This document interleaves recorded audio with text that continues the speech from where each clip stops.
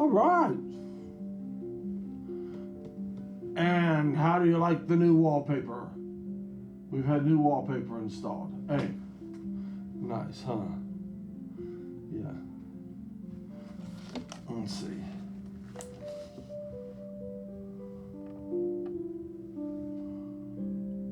All right. Cool. Yeah, what do you think? I've been watching this new wallpaper here for, it's the 420 roll. Indeed it is. And there it is now. Shh. Good morning. Welcome to the Pleasure Saucer.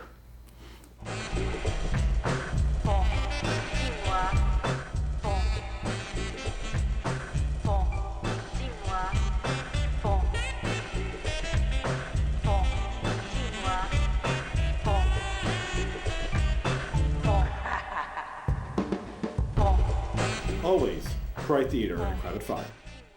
You're watching the 420 roll.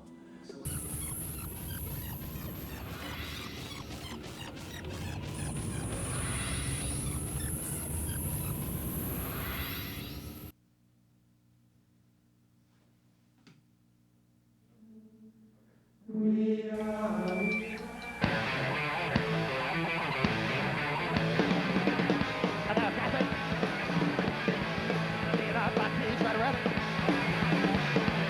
For years I'm gonna have at it.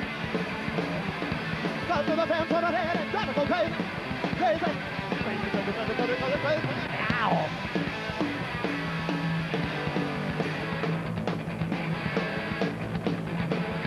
My own's like a bee in my pocket. I'm on a tree on a branch and drop it. I don't want to go for the side of the day. Try to watch some die, choking up and you must go crazy. Crazy.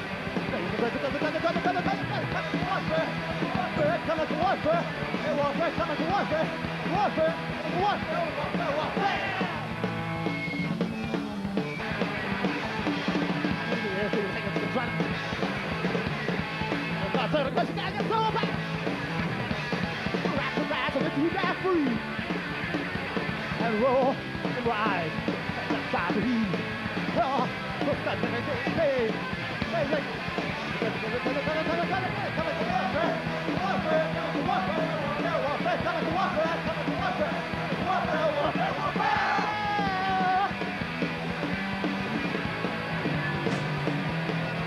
Your air,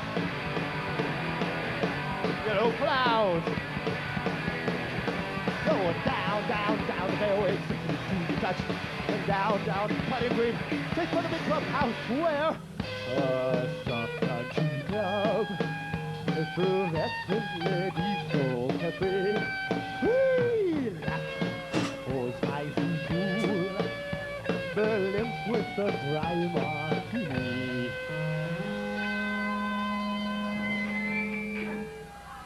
Until oh shit! What we gotta do? We gotta get out of here! There are no exits!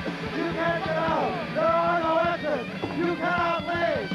There are no too many people by the door! Too many people! You cannot leave! Too many people! There are no exits! Please! Sorry! No! You can't get out! I wanna get out! That way! No! That way! That way! There's too many people by the door! I wanna get out! Please! Please! Please! What? No! One at a time! One at a time! No! One at a time! And we all survive! Get away from the door! Go out one at a time! And we all survive! One at a time! And we all survive!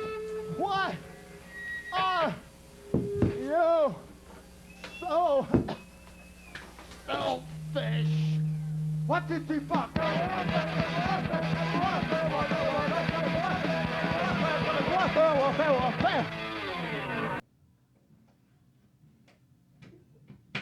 It's the only world we got. Let's protect it while we can. That's no more.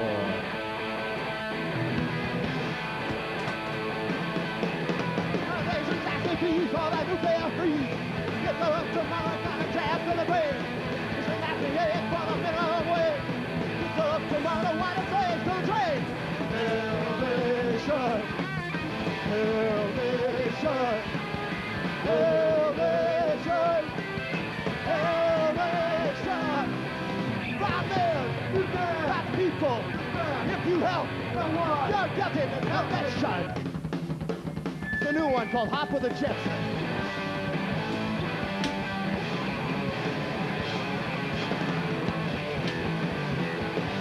I said, come on, let's go. Now we're not you and we all aboard. Off the ride, Hop with the Chips tonight. Turn off the red down and on to the way. Tell how you got disconnected. Way.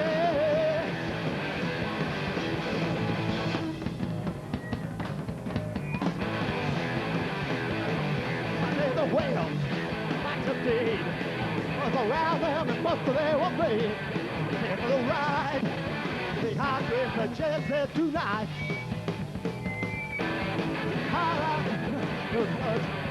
Some of that was a cute upon a wall. You should find the hot with the chances tonight. Oh, how about the portraits that come through the dog? Yeah, that's the secret.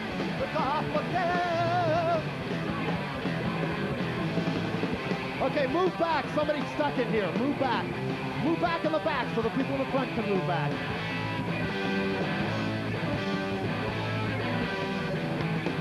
That's geographic. That's all they tried. Let's be down there for hot dogs and film. Happy pride. Sure to the desert tonight.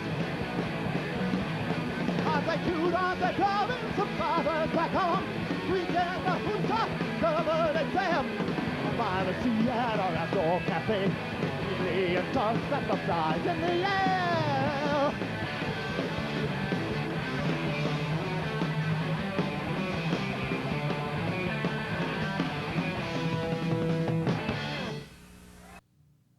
can go look at the patch cables in see, I go through Studio A, do the patch bay there, and somebody could patch a Sony thing in, but I wouldn't be playing now. Yeah.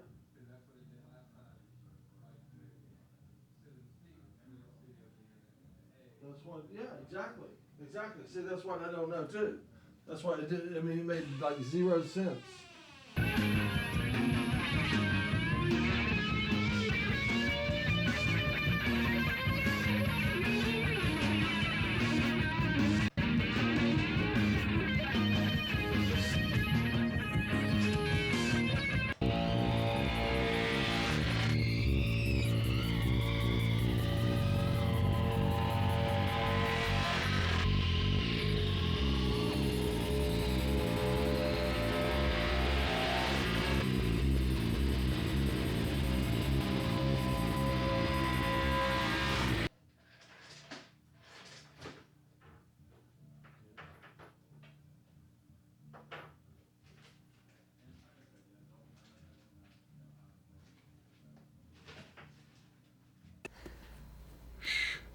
Good morning. Welcome to the Pleasure Saucer.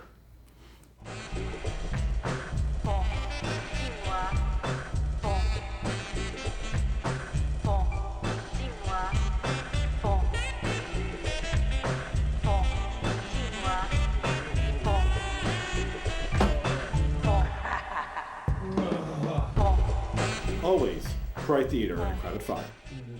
You're watching the 420 roll. No more you're not. Now you're listening to monks and things.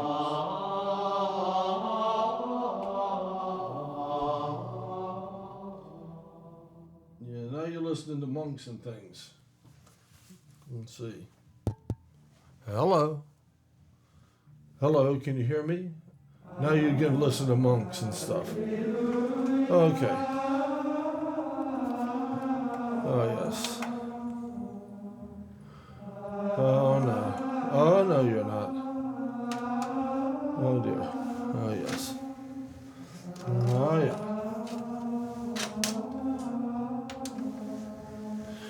Well, now. We need to slide that one out of circulation. We've seen it too many times. I thought it.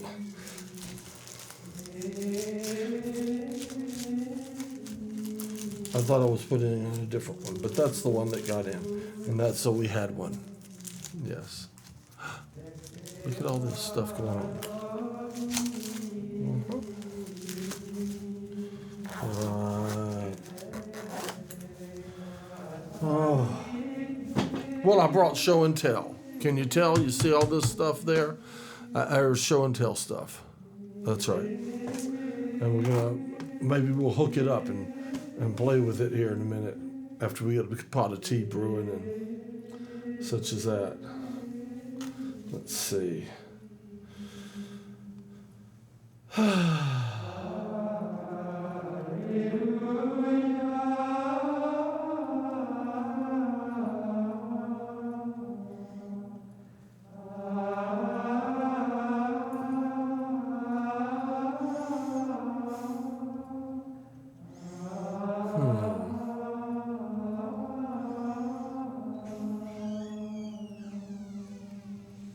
Oh well.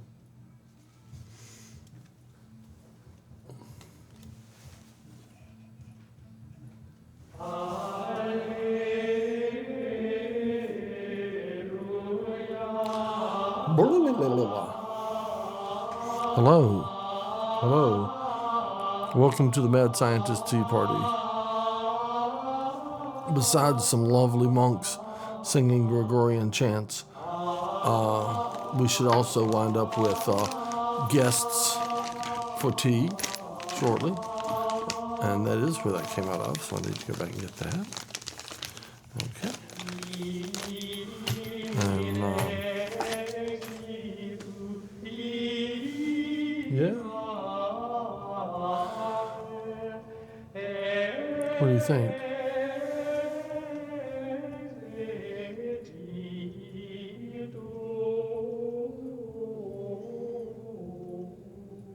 Let's see.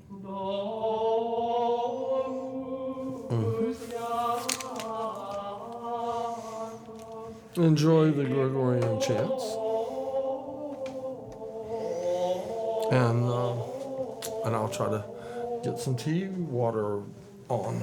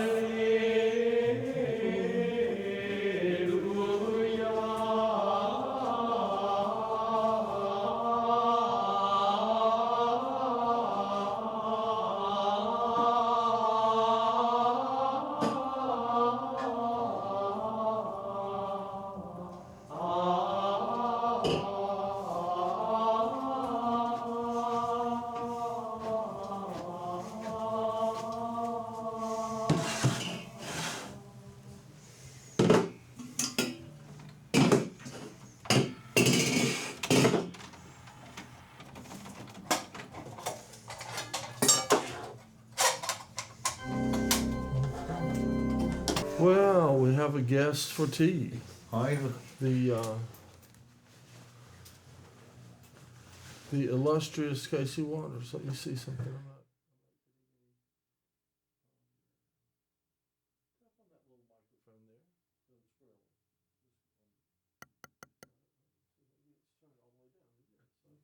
Talk to me. Well, no, wait a minute. Just hush a minute. There.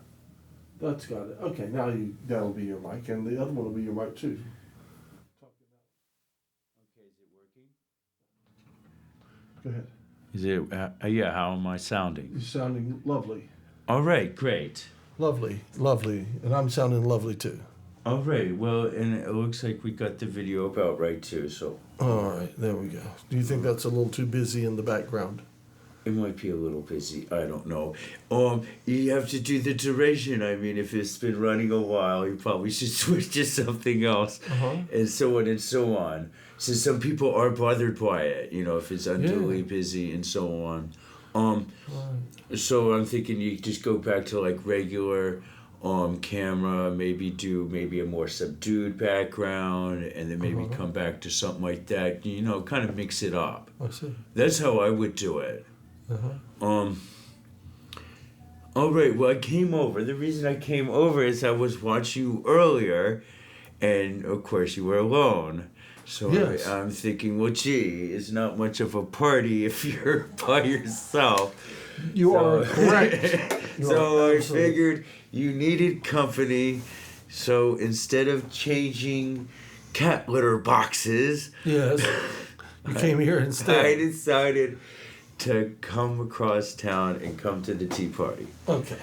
All right. Well, the cat litter boxes will very likely still be there. Yeah, that's what I'm thinking. They'll be there Yeah. later on. Yeah. All right. Let's see. Let me. I'm just gonna put this out with the spoons in it. I have no cream today. Slightly unprepared today, but I am prepared in some ways. Oh, okay. And the ways in which I am prepared is I brought show and tell today. All right. Well, that's cool. You see it all sitting over there in my place. Let me Well, I see that you bought the switcher. I brought the switcher Um, and I brought the automated mixer. oh, you bought the automated mixer. Yeah, I saw you loading it. Okay. And automatic mixer. The automatic mixer, rather. And that's, what's that? That the big black box here? Yeah. Okay. All right. So you got the automated mixer and the switcher. Automatic. Oh, sorry. Turns out Automatic. I say automatic. You say automated, but it's I'm sorry, automatic mixer. I told Judson that you had an automatic mixer, and I said, well, I bet Judson you think he's talking about a kitchen blender, right? Yeah. And he said, yes. I said, no, it's something else. All right. Well, there it is. Yeah. It's up to you. So, and it's what automatically mixes different frequency ranges of sound. Is that it? Well, it's going to automatically turn our microphones on and off. When it's time for one person to talk, their microphone will get turned up. Oh, I see. Do you set it on a timer? No. Does it detect through voice? I mean, how Yeah. does it? It detects through voice. Listens. Oh wow! Well, that's Listens- kind of cool, Supposed to actually. listen to also the background noise in the room, so that it equalizes that out and doesn't let that affect it. Oh, I see what you're saying. See, if the same noise is coming through all the mics, it knows that's background noise. So it just won't, and it won't respond to that. Oh, But okay. in a special noise, like your voice, and it looks for, it knows what frequencies are in voices. And so if it sees the frequencies of your voice coming through, And it probably is used to what frequencies are the background noise at the present time. You know, let's say wind noise or traffic noise or whatever it might be. or other people talking. Yeah, or even other people talking, I guess. Sure. All right. Well, John stepped out for a moment, so now I'm by myself. But that's okay. I could talk about the upcoming Casey Waters show. I'm scheduled to film in a couple days on Saturday, immediately preceding Easter. And right now, my conception of the show is I'm going to do fantasy fiction material of my own creation. Of course, needless to say, this is pretty difficult, an ambitious task indeed, to come up with a decent story that could actually fill half an hour.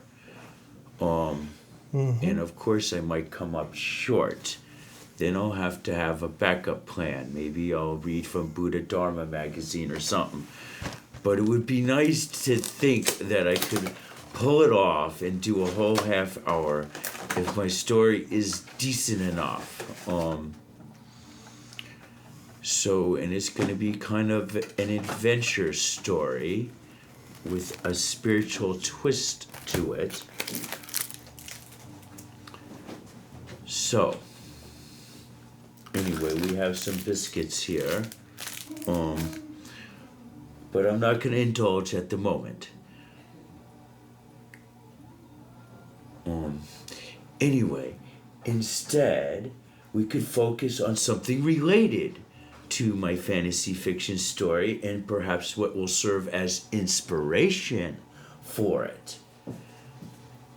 Well, what happened is my older sister Susan, well, she sent me an email with this email attachment.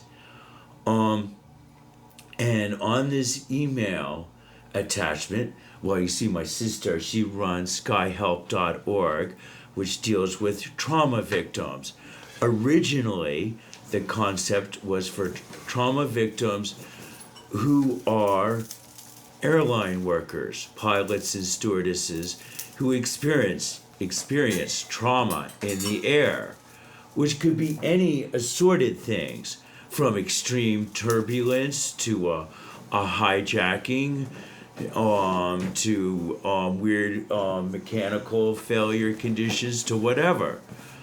Well, my sister herself was a victim of trauma in the air as a stewardess. And what happened is she was assaulted by a passenger because she refused to serve her more alcohol. There is a limit. I'm not sure how many drinks it is. Maybe it's 2 drinks or maybe 3 per flight. I am unsure. He wanted to go in excess of the limit. He was very adamant about it. She was very adamant that she had to follow airline protocols. There was a fight and she was attacked and injured to the extent that she was on crutches for a month. She was severely kicked in the pelvis, and other flight attendants and passengers had to restrain the person assaulting her. Anyway, so what came out of it is she formed skyhelp.org for people who are traumatized in the air, airline employees, and she realized there was no one there to help her to begin with, or the system in place was in fact inadequate. So she figured she could bolster it with her system. She met with a measure of success in doing this by forming workshops in New Jersey and even in the Caribbean on St. John's Island. Anyway, so through her workshops, and then subsequently the events of 9/11 came, and she's even been working with firefighters and other people who have worked with 9/11. She has come up working with psychiatrists. She has come up with some techniques, or they taught her techniques rather, that help these victims deal with their trauma and come out of it. So dealing with these techniques for relaxation and visualization, and these techniques help them relax and deal with their trauma. I forgot the specifics of these techniques. Where am I going with this? Well, I'm going with the email she sent me. Okay, I open it up, and in fact, it's an email from a renowned brain surgeon. Well, I don't think she's a surgeon. I think she's a brain researcher, rather. Someone who extensively knows about the brain. Well, she fell victim to a stroke. The general rule is, as soon as you suspect you're victim of a stroke, you should immediately call 911. This is critical. Time lost is brain lost. So this is nothing to gamble with. Unfortunately, this expert of the brain did just that and gambled with it, perhaps not realizing that she was having a stroke. And she went undergone a series of amazing experiences. Perhaps it happened in the night, and she woke up. She didn't feel quite right. One of her experiences was she looked at her hand, and it all dissolved into pixels. She could not see the boundary of her hand, where her hand ended and the environment began. At the same time, she had a different sense of herself, a more heightened sense of herself, that kind of just basically, she felt very at one with everything and everyone, and a real sense of peace and love. So she was experienced this sense of distorted perception, and I guess she might have came out of it. And she proceeded with her routine of taking a shower. All right, our So we got tea going. seawater's boiling now. Yes, I can pour it in here, and we'll start to steep some tea. Well, that's great. So we have tea going. I could see it steaming across the way as John pours it in. But anyway, she proceeded with her shower. And she came out of her shower, and then she had more difficulties. She got a call from a very important business client. They needed her phone number. She couldn't find it. She couldn't remember it, rather. Then she fumbled around for 45 minutes through a stack of index cards, one of which was hers, looking for her own phone number. What happened was, she would have vision failure every couple of minutes, or every couple of seconds perhaps, and everything would go into pixels. Then she would come out of it, and she would see the numbers again briefly, and might be able to identify one number at a time, or one letter at a time, and it took her like 45 minutes perhaps to get through 10 business cards. And every time she would fade out, every couple of seconds, she would go into this la-la land, as she called it, of being at one with everything, and herself being much larger than herself. And she was amazed that she could actually compress back into her body. Anyway, of course, I sometimes have the exact opposite sensation, thinking I'm much smaller than I am, and occasionally bounce into things. I guess I think I'm skinnier than I am, even though I'm skinny. Do you get stuck? Do you bounce into things and get stuck because you're bigger than you think you are? I never got stuck, and I never got injured bad. It's just a slight tapping of the wall, bouncing along sometimes, especially if I'm in a hurry. And it only happens very sporadically, but it has happened throughout most of my life. But anyway, let's get back to the story. So she compressed herself back into her body, being amazed that she could do this since she was so much bigger, being at one with everything, and then compressing herself into her body. Then continuing to finally get the number of her own number, and then she had to literally read it one digit at a time, blocking the rest of her digits with her fingers, because she had instantaneous memory failure, and she would write down the same digit over and over again otherwise. So she figured it out. She had instantaneous memory failure, finally got her own number down after 45 minutes or more, and called her prospective client, alerted her number. Then she realized her left arm, or maybe her right arm, was numb. Now this is a classic sign of a stroke, and she responded to that and promptly called 911. However, I guess if you step back from it, and she should have known, or my intuition suggests rather, keep in mind I'm not a doctor or a medical expert. But my intuition suggests that all these experiences she had leading up to it were of course signs of a stroke, and perhaps she should have realized it. What it boils down to is the stroke was in her left hemisphere of her brain, and basically the whole left hemisphere shut down. And that's why she was experiencing the pixelation and being at one with everything. That was her right hemisphere taking over. Now, here's where it gets really interesting. According to standard modern knowledge of the hemispheres of the brain, the right hemisphere deals more with perception, and the left with what? And the left deals with sense of identity and language and logic and putting everything together. And the right is more, I guess, more intuitive, more creative, more artsy, and more perceptive. And which one was shutting down on her? Her left hemisphere was shut down. Her sense of identity and language was shut down. That's probably why she had trouble with the numbers and stuff. What her theory was, if you really look at the story, the right side of the brain, which was operating, which deals with perception, still was in failure, with her whole arm being pixelated and expanding into the rest of the room. I have, Now we have another guest. Yes, please we come have in. Joe I can't pick here. up my DVDs. Yes, did I see you before? No, I'm leaving town for a little while, and I wanted to make sure that That you had your, that I regifted them. Ooh, did I say that on the air? I'm sorry.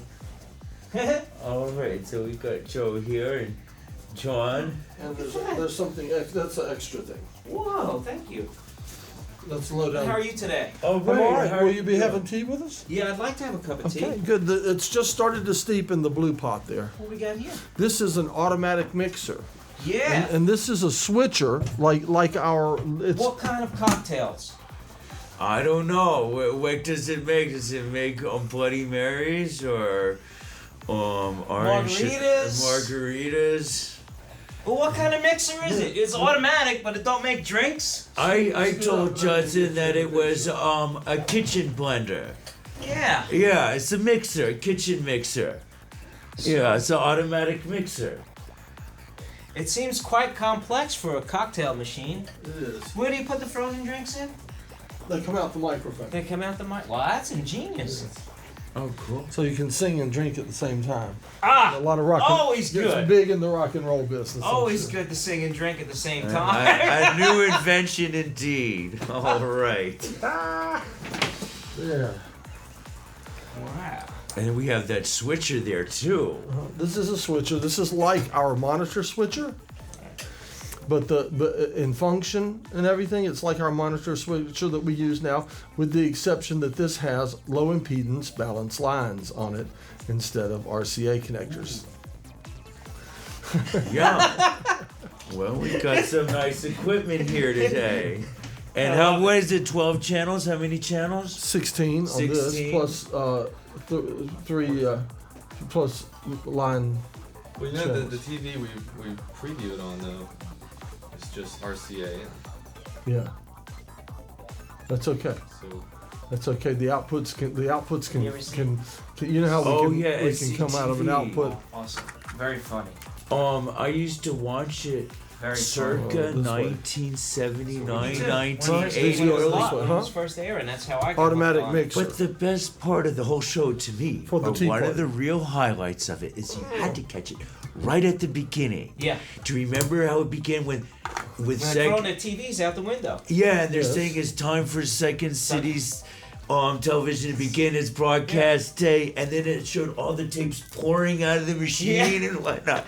Oh yeah, and I pictured John I and pictured something John. with exactly at his moments of frustration That's why. being there, and he hasn't seen it yet. You know, and hopefully you have it on one of these DVDs. Shows that actual intro because it's just so zany and It is. wonderful. It's a comedy show about public access.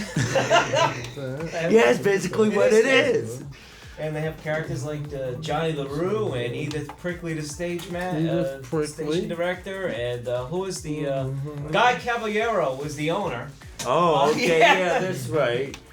Yeah, it's been so long since I seen it. I didn't realize Eugene Levy. And, Eugene Levy's Science Theater. Oh very yeah, that's spooky. right, Catherine Eugene O'Hara. Levy. That's Catherine who I O'Hara. now remember. It was That's where he got Catherine started. O'Hara and Eugene Levy were the people I think I really liked Yeah. on it, if I remember right. Oh, they were hilarious. Yeah, they were. John Candy. John Candy was That's Johnny right. LaRue. He was John Candy was on it. That's Yeah. right. I mean, it was really a pretty decent It was show. awesome. It was awesome. Sure, and It was and one skit after the other. it was Just kept one. coming up with more Yeah, and more and stuff. some of them were really creative and really hilarious, and very well done. Yeah, sure. Are these like copies you made of each disc? John made me copies. And do you want to make copies of those copies? Can you make copies of them? We're on air, right? So, but you can view them. Yeah. Yeah. I Yeah, just you want to can- borrow one. I mean, I don't Here, need to have step outside just a moment. Yeah. Here, let Kurt step outside a moment. Yeah, yeah. You could borrow them for viewing. Borrow for viewing. Yeah. Anyway, so. What does this switch do? Yeah, look, let me, it says last mic hold, meter, and then we have threshold, auxiliary level, and main level. What if I touch this and this? And it's got all these things, gosh, it looks kind of I don't know if complicated. when you were, well, I don't know if you've ever played music on stage, but one of the fun things was if you wanted to shock your friend, you'd touch your mic and lean into him so that you ground out the circuit. Uh-huh. And it was always fun to do when someone was singing and you know you were busting on them and they didn't know it. And, It would actually shock them. Yeah, because Oh, you're wow. grounded. You're You'd be completing a grounded through circuit. You're through your completing the guitar. Completing a circuit. circuit, you can grab a mic, and if you touch their hand or Oh, if they're playing guitar Yeah. or whatever. Oh, I see what you're saying. It would But ground it out was- through the electric guitar It was through always you a, through the mic. an yeah. ongoing joke that That became less and less funny Less to and less funny, some no. of the people, some of the time. well, when right? they started losing dexterity, yeah, you know, it was a little less. Yeah, when, Yeah. when they do that little sidestep Yeah. across the stage. Whoa, come on in. Hello. I'm just looking at what's going on the screen there. Uh-huh. And we've got all these little, now there's little patches going on right now. The black, Yes. that was comparable to the first sightings of northern lights I ever seen when I first moved to Alaska back Come in and join August us. 1987. Is that because of Maybe slide into Sunspots? this. Yeah, you can sit here next to me. What, Northern Lights, you mean? Yeah, well, it's on northern TV lights. now. No, it's due to the thing I've got in. Oh, Kaleidoscope. I'm just going to go back with the normal. All right. Yeah, I'm sorry. Yeah, Oh, I have a new background. I'm wanting to show my new background. Oh, I just okay. made a new background too. Did you get this Uh-huh. background from anyone or put together by the Wallpaper Project? Or? There are, you know, I can't even tell you if there's any wallpaper back in the back on this. Yeah. I took it from much of it from previous episodes of the show, and Okay.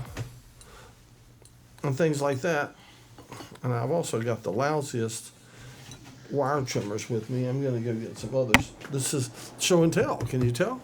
Indeed. And what is this? He said it's a mixer, but it doesn't make cocktails. All right. And it's looks not like a what's the all point then? kitchen blender either. It's- Or yeah. looks like there's some tea coming up here. Oh, you've got some. He took Pour some in my cup, will you? Oh, okay, yeah. Yeah, it looks like in fact it is ready. You know, I was an hour off. For some reason on my computer's not updating the time. I keep Really? doing it manually and then every day it drops it back. That's really weird. Yeah. Well, look at this. We've managed Huh. to make it to 5 o'clock Yeah. here. So I was working and I thought I had a bonus hour and then I was like, I stepped out to get something in the kitchen. I'm looking at the clock. I'm like, that.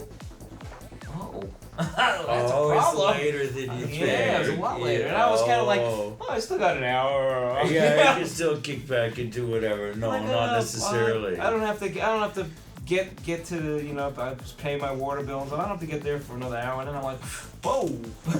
We'll have some tea now. Yeah, yeah. Tea is coming along. I'm not. If you're wanting it to steep longer, I'm not trying to rush you. I just didn't know if you're gonna. I don't know if you're gonna rush off or you're gonna hang or what. What is it, 5? Kurt was I at. got The a study. Board We meeting got at some 6. I think. Scotty's here, that's right. We're Don't meeting you want one, I Matt? would love one. What Right, TV? here you go. The Why, BC thank you. TV You're quite downtown. welcome. Is this you can have a meeting? Notice you cut your hair. What do you call it? A Cut. board meeting? Yes. Wow. Look I at cut my that. Using hair. their conference Yeah, let me get area. your Once hair. again, There we go. Yeah. there Once you again, go. I shall not All be my hair. attending. Yeah, it is the board short meeting. there indeed. You know how that Well, is. you're on air. We got if there's a TV there. I'll put it on, was, and you can Oh, and I can no Address- make statements. I could address the board meeting from the tube. Absolutely. I could say like I could be like Professor Brian Oblivion. How can we I get only it so appear that on they can television see you, on too? television. Only appear at board meetings on television. There we go. There you go. I cut my Who's hair. who's got a new haircut? You said you were There. gonna- hey, you said you Now were Look you at that. can see it. Hey, it looks Right. great. You ought to leave the hat actually off does. for a while so everybody can see it. It looks really cool. Your haircut's good. You said you were gonna do that a couple weeks ago. Mm-hmm. Cool. Yeah. I was thinking of doing it on live TV this Saturday. I was gonna do Wow. it at the same time. Go ahead. I wasn't that patient, so. Isn't that patient? It's rites of spring. That's what's going on. Is today the first day of spring? I think spring first. Yeah. I think Spring it is. first. Yeah. I spring think it first. is. All right. Spring first. This is right.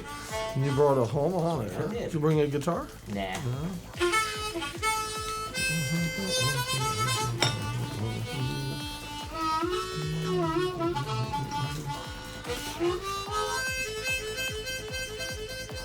Okay.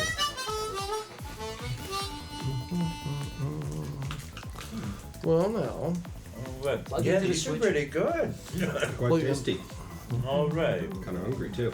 oh, good.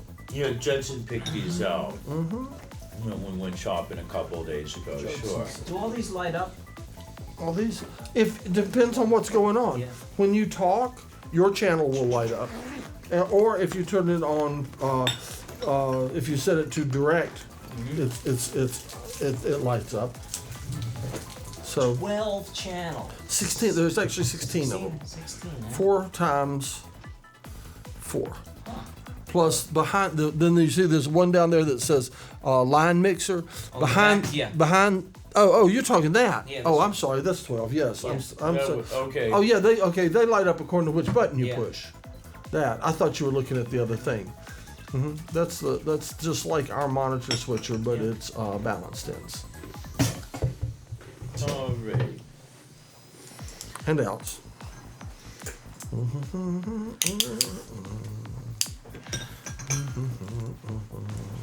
Well, Let's see. all right. Here's something beeping. I'll set it up here so it'll be more obvious it'll be more obnoxious to the viewing audience, perhaps. So, can you communicate in Morse code? Do you have those sorts of skills? No. Okay. No, I could finish my description earlier on. I was almost finished, and we got cut off. I was talking about the right hemisphere and the left hemisphere of the brain, and this lady who was a brain expert who suffered a stroke which wiped out her left hemisphere temporarily. Just temporarily? Yeah. And then she suffered perception failure, and it took her 45 minutes to find her own phone number amongst her business cards to call back a client, and she would see her arm and it would dissolve into everything, and when it did, she felt at one with everybody and everything at with the universe, and felt much larger than she was, and felt a real sense of peace. And then she would somehow miraculously compress herself back into her own body and have her sense of identity and be able to see everything clearly and all that, and be able to proceed one fragile step at a time, because she was going back literally second to second almost through this state. Finally, her left arm or right arm went numb, a classic sign of stroke. She recognized this, call 911, and got rehabilitated. And she was able to present this in a video presentation herself coherently. Step by step? Or- Yeah, she literally described it, what Wow. happened to her, in a nice coherent way. So apparently through this massive stroke, she was quite lucky in that she didn't lose her speech or other effects. I'm assuming she had some effects, but maybe they were minimalized. But through only luck, she did delay like an hour or more before responding, which potentially could have cost her a lot more. As a general rule, of course, if you have a stroke, if you suspect anything like that, you should very quickly respond and call 911. But anyway, to kind of wrap this up, the end part. Yes, wrap it up. Yeah, let's wrap this up because Let's wrap it the up. end part of it is the right hemisphere and the left hemisphere, and how the left hemisphere has to do with your sense of identity and your language and logic and putting everything together, and your right hemisphere is for perception and creativity. Only problem is if the right hemisphere is perception and you look at everything and it all pixelates and you realize you're not you and you have your sense of you're at one with everybody else, and then your left hemisphere has your sense of yourself, and then when you have that sense of yourself you see everything clearly and you separate. What this corresponds to is Chin Marin tradition of Buddhism, their description of reality. And according to their tradition, because we think that we're separate from everybody else, that creates perception, which creates a sense of separateness and common perceptions. Thus, this mixer is here and the switcher is there. But in reality, according to the Chin Marin tradition of Buddhism, none of this is here. It is only here because we think we're distinct. We perceive it because we think we're distinct from everybody else. If we did not think we were distinct from everybody else, if we thought we were at a one with everybody else, we would see everything in reality, which is nothingness. Now, I know this sounds really strange, and it almost sounds Seinfeld. psychedelic. It sounds like Seinfeld. Nothing. Everything's nothing. Yeah, it sounds kind of like Seinfeld, but this is a tradition of Buddhism. But the thing is, they always dealt with the mind and perception and the way the brain works. And then this lady, a brain expert, is dealing with her experiences about how the brain works. And it's almost like they're saying the same thing. Yeah. So that's my conclusion. That's why I'm like, whoa. So yeah, hence the end of the discussion. But anyway, and so that's that. See, I've heard of a lot of people recovering from strokes and being able to, rehabilitate their brains and use portions of it that were not used before and switch out for motor skills and, Do you know that Neil Young had a stroke? Yeah, through therapy. Jerry Garcia was in a coma, had to retrain himself to play guitar. Oh yeah, that's And, right. you know, he had his coma back in. many 80s. stories of people who from ground zero rebuilt themselves. Well, So how about yeah, that? that's what based on physical impairments. Yeah, because you have to retrain your brain to use a different part of the brain to do the task that was from the part of the brain that was injured. Sure. Okay. All right. And What do you think about the comings of findings about the number of pharmaceuticals in our common drinking water? okay, that tripped me out. There's a couple of things that we should. Anything any good? Well, you don't have a choice. You're getting it all. Yeah. So it's a pharmaceutical cocktail. when It's you're drinking literally water. whatever the consumption of the population is. Yes, but here's the thing, is and what concentrations? Well, that's the classic rhyme is the solution to pollution is dilution. Right. So whereas I feel their reports are scientifically correct as far as the parts per billion and the effect on you. The truth of the matter is that you are ingesting something that normally is not ingested, and ultimately I think it will have a physiological effect on us in generations or continued use. I wonder, is this all just the what's left that people are peeing back into the system? That's exactly Which it. No, it's people throwing their pharmaceuticals. Think about all the expended pharmaceuticals, all the pharmaceuticals that don't, from the companies that don't meet the standards. I mean, Oh, I didn't even think you can't about sell that. used pharmaceuticals like you sell broken cookies or dented cans. They get disposed of. And how are they getting disposed of? They go in a landfill, they go in a hazardous waste. Eventually, They flush them down the toilet. Eventually, they are ending up in our water supply. And they said, but one of the things they were implying, which is scary, I think the reason why they say it was coming from the pee, right, instead of... But listen, instead of the mass disposing of pharmaceuticals was because of the nature of the water system. Here's where it gets scary. It gets scary in two ways. One way is that they were saying that they were recycling the wastewater. Yeah, and many places reusing do. it. And many large cities, I don't think they do it here in Asheville. They don't take care of those impurities. They take care of they chlorinate it and take care of the bacterial impurities, but not the pharmaceutical or chemical impurities. And so those go back into the fresh water, which is circulated out as tap water. Yeah. So it goes, this wastewater turns to tap water. That's one part that's scary.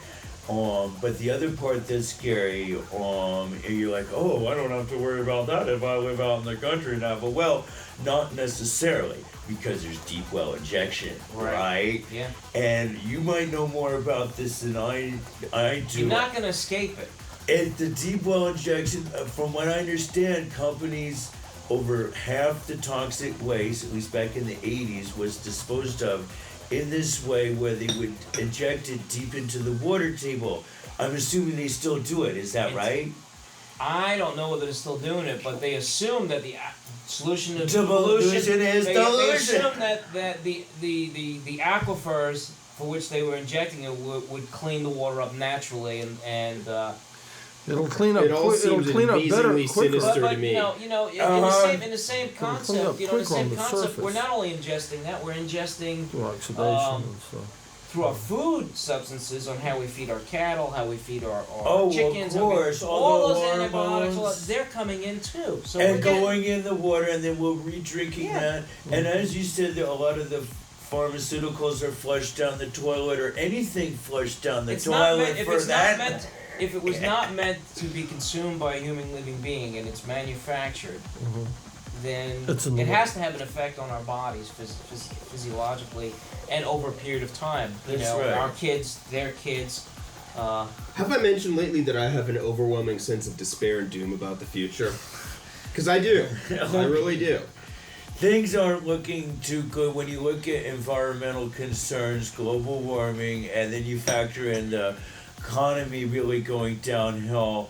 There is a whole bunch of series of problems that we are facing with as a society, and the way I feel it is people need to quickly band together and make sure their voices are heard to the people who need to hear them. For you, the viewer at home, remember, your great-grandchildren are doomed. Say that again. I was just I don't saying want to to the... say doomed, but they could have a lot of problems. They could have a lot of problems. I hope not, but I'm not very optimistic about it. Pollution. Just for sustainability. Yeah. What we need to sustain ourselves as a human race. Exactly. Yeah. Population growth, all these factors. The economy. Food, air, water. Water, energy. Let alone everyone getting along together. That's really not food, air, water. Yeah, those are the real essentials when you look at it.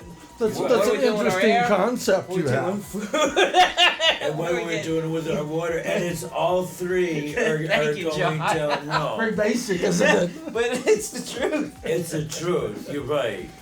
There was I don't know if anyone caught it, on National Geographic they had an interesting special where they took out the human race and showed how the world repaired itself without the impact of humans. I've heard of that. Over a period of, they showed it a gradual over a period of 200, 300 years. Oh yeah, And that's it was pretty interesting to see. I mean, it was all fictional, of course, but it did state the impact that we have on our environment and how much of an impact, Oh, both yeah. in the oceans, in the ecosystems, you know, all around, and how we were impacting it. You know. Oh yeah, and that's how it recovers because it's recovering from our impact. The best one was when all power went out and all the nuclear power plants melted down. I think that was a great thing.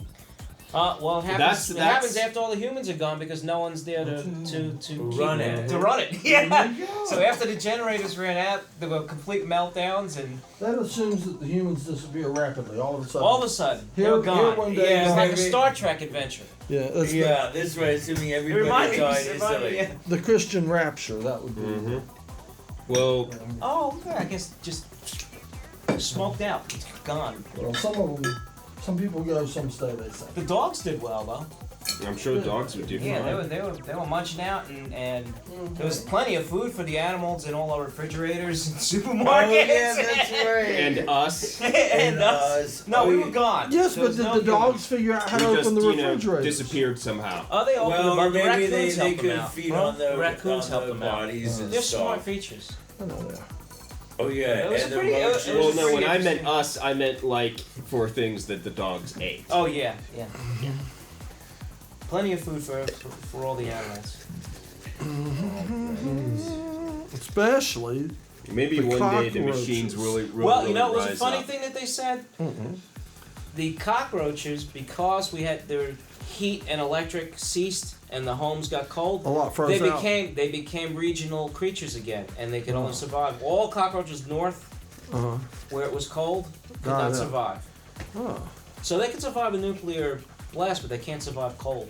Yeah, that makes sense. Interesting. Because in Anchorage, I remember there weren't cockroaches up there, and but there were and there weren't. They were only at select locations, and such where as heat was hotel. provided, right? And because people would bring them in, or they might come And they can in live with in their the heat. food, They were and only then in the they- places that they kept the heat going If you all shut the time. heat up, Exactly. if you lost heat for a month, they'd be dead. They'd be gone. Yeah, that's right. Yeah.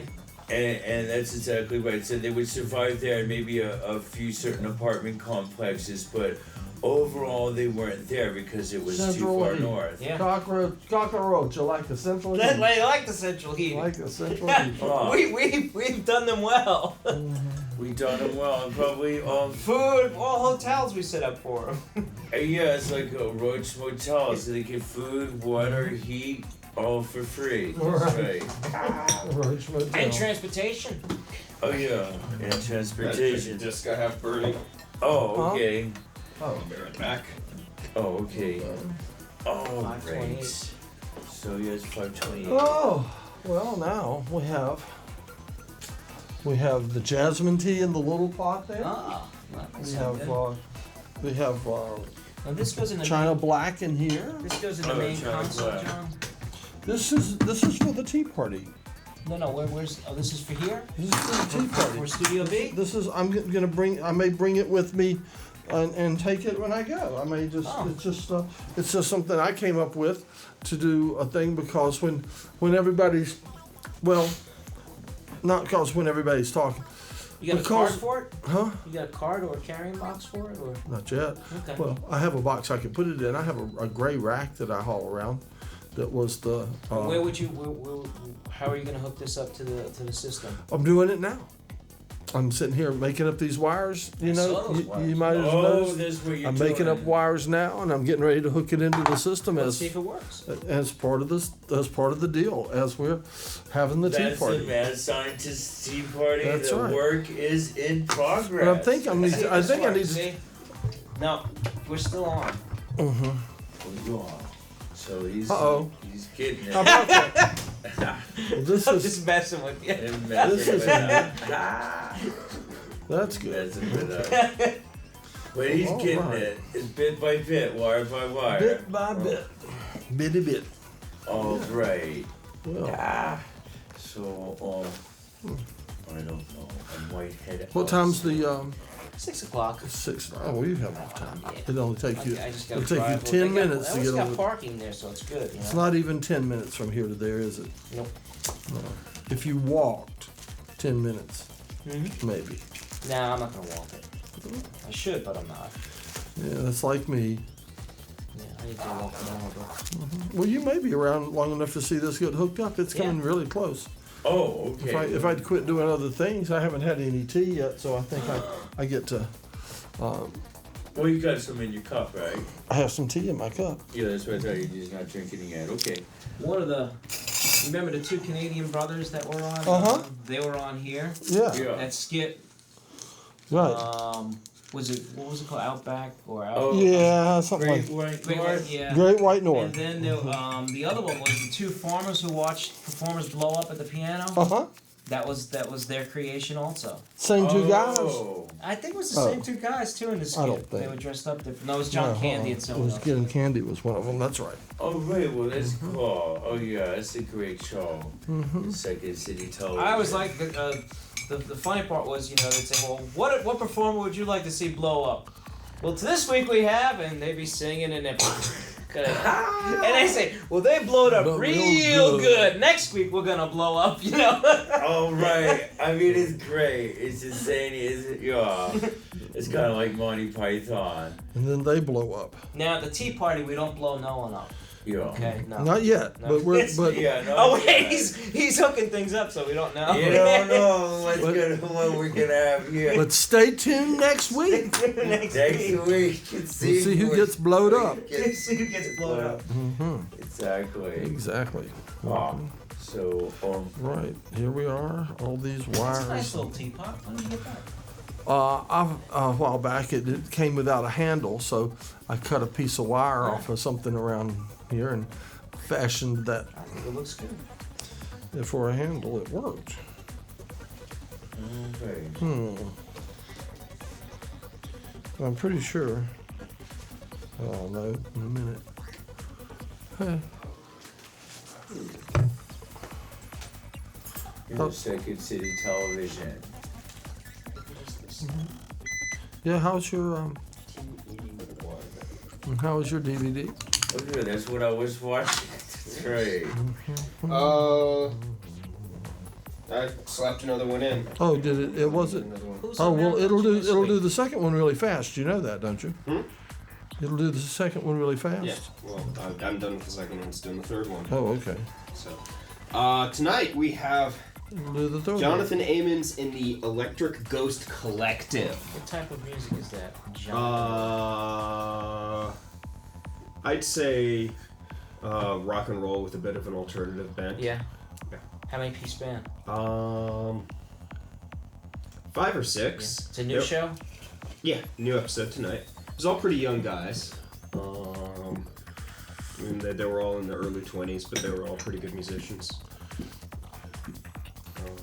So yes. All right. I've been enjoying the Mount Dungeon show, so Why, thank you, Joe. yeah. Yeah, I enjoy it too. I've seen several episodes over the last few months. You betcha. Now, if I can A remember. good diverse, Mhm. collection of musicians and artists. And Tonight. You know what? Tonight is going to be episode 49. Really? Cool. Yeah. Oh, you're up to 49. All right. I got an email from Ralph. I think Ralph stuff. He hit episode 50. And I think he's stopping with Ralph stuff, the series, and he's pursuing other stuff. But Oh, okay. I heard that. Yeah, he Really? decided to just. I make a liked solid he 50. had some stuff from He's stopping Vietnam Ralph's- days that was pretty interesting. So He's stopping Ralph's stuff. Ralph's stuff, yeah. But does that mean he's still going to do takes Oh, he's Ralph? still- And, yeah. He's still Oh, doing all okay. the other stuff. Well, that's strange that he's stopping Ralph's stuff because that's the most open-ended thing he's got. It's whatever he wants to do, you know. But I think he's gonna take. oh well, maybe I can leave that there. Now, if I'm gonna have to drink all this tea by myself, that's gonna be a feat. I'll tell you what. Ooh, let's see what we got going on here. Hello. Ah, it is still on. I hear the shape static. Oh, let's see. Now here's the deal. This is what the microphone mixer is supposed to do. See, now only my microphone is on. Now, if other microphones in the room are on, it starts to sound kind of like this. You see, you hear the sort of hollow effect. But if I turn those other microphones off and just have my microphone on, then it's more intelligible. It's easier for you to understand what I'm saying because you don't have the echo and stuff like that going on. See, like that, and that's what this unit is supposed to do when we hook it up. And we're almost there. I've been back here connecting little wires, and I plugged them into the wrong boards again. I knew, I had a suspicion I was going to do that. Counting 1 to 4, you would think I would be able to count from 1 to 4, but counting from 1 to 4 on the front is backwards from counting from 1 to 4 on the back. And maybe I need to make notes. I'm so glad you came back. You know why? Why? I have no guests. Let's see, where are you going to sit? You should. You know what you should do is you should take one of these seats. You never put any tea in your cup, did you? Did you? I did. You did. Okay. Well, here we'll just put you a cup on that side. How's that? Isn't that your cup? Yeah. I've got another disc right now. Yeah. I know when you're doing multiples, though, you're just doing multiples of the same disc. Yeah. They go fast. Yeah. Just Right. switched another one out. All right. Well, I'm going to turn on some of these other microphones here. These two right there, and I'm going to turn mine off because I'm going to kill the phantom power and start hooking the microphones up. I'll even turn on this. No, that's not doing anything. Okay. All right. There you go. I've got the disco music running. Should I run some kind of other crazy background? That's fine. Are they hearing us, or is it just all? Yeah, they're hearing us. I can turn that down. No, I was There you just go. wondering because he said you were going to be plugging in microphones and such. So. Yeah, I just have to cut off the phantom power. I'll lose some here and there. Okay. Okay. Let's see. Yeah, I'd been behind on burning discs. I promised a whole bunch of people DVDs, and now that I'm over whatever it was that I had, I figured now was a good time to do it. Okay. I'll just come in this way instead of coming in a line input. I'm gonna go into my discs. There we go. Look at that. Ooh, I just thought of some. You know what? While you're doing that, I do have to make a phone call because I just thought of somebody else. You did. Yes. Okay, sure. That's what they all say. Oh well. Oh well. Oh what? Oh well. What? Did you lose your? No. Oh, I'm just. okay. Ta-da. Ta-da. Now then, this goes in here. Okay, now. Ha ha ha. Mm-hmm.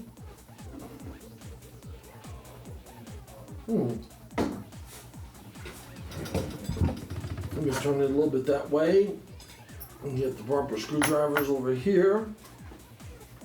I'm going to turn this up to here and we'll leave that turned down to there. And I'll turn this around this way and I will try. Bring this down. I will try. Oh. Let's see.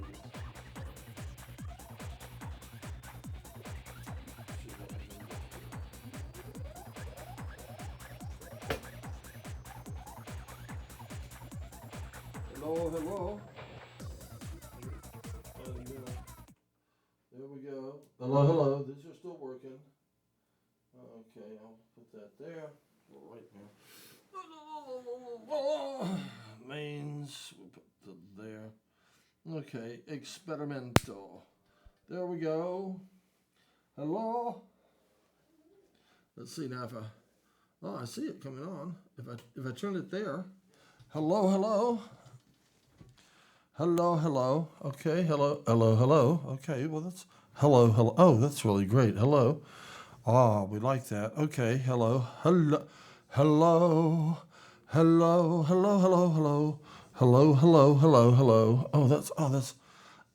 There's also, okay, I'm going to turn it up a little bit. Let's see. I'll just put this here, and we'll just bring this up to, I don't want to set the world on fire. Oh, I just want to start a flame in your heart. Ba-boom, boom, bee. I've lost all ambition for worldly acclaim. I just want to be the one you love.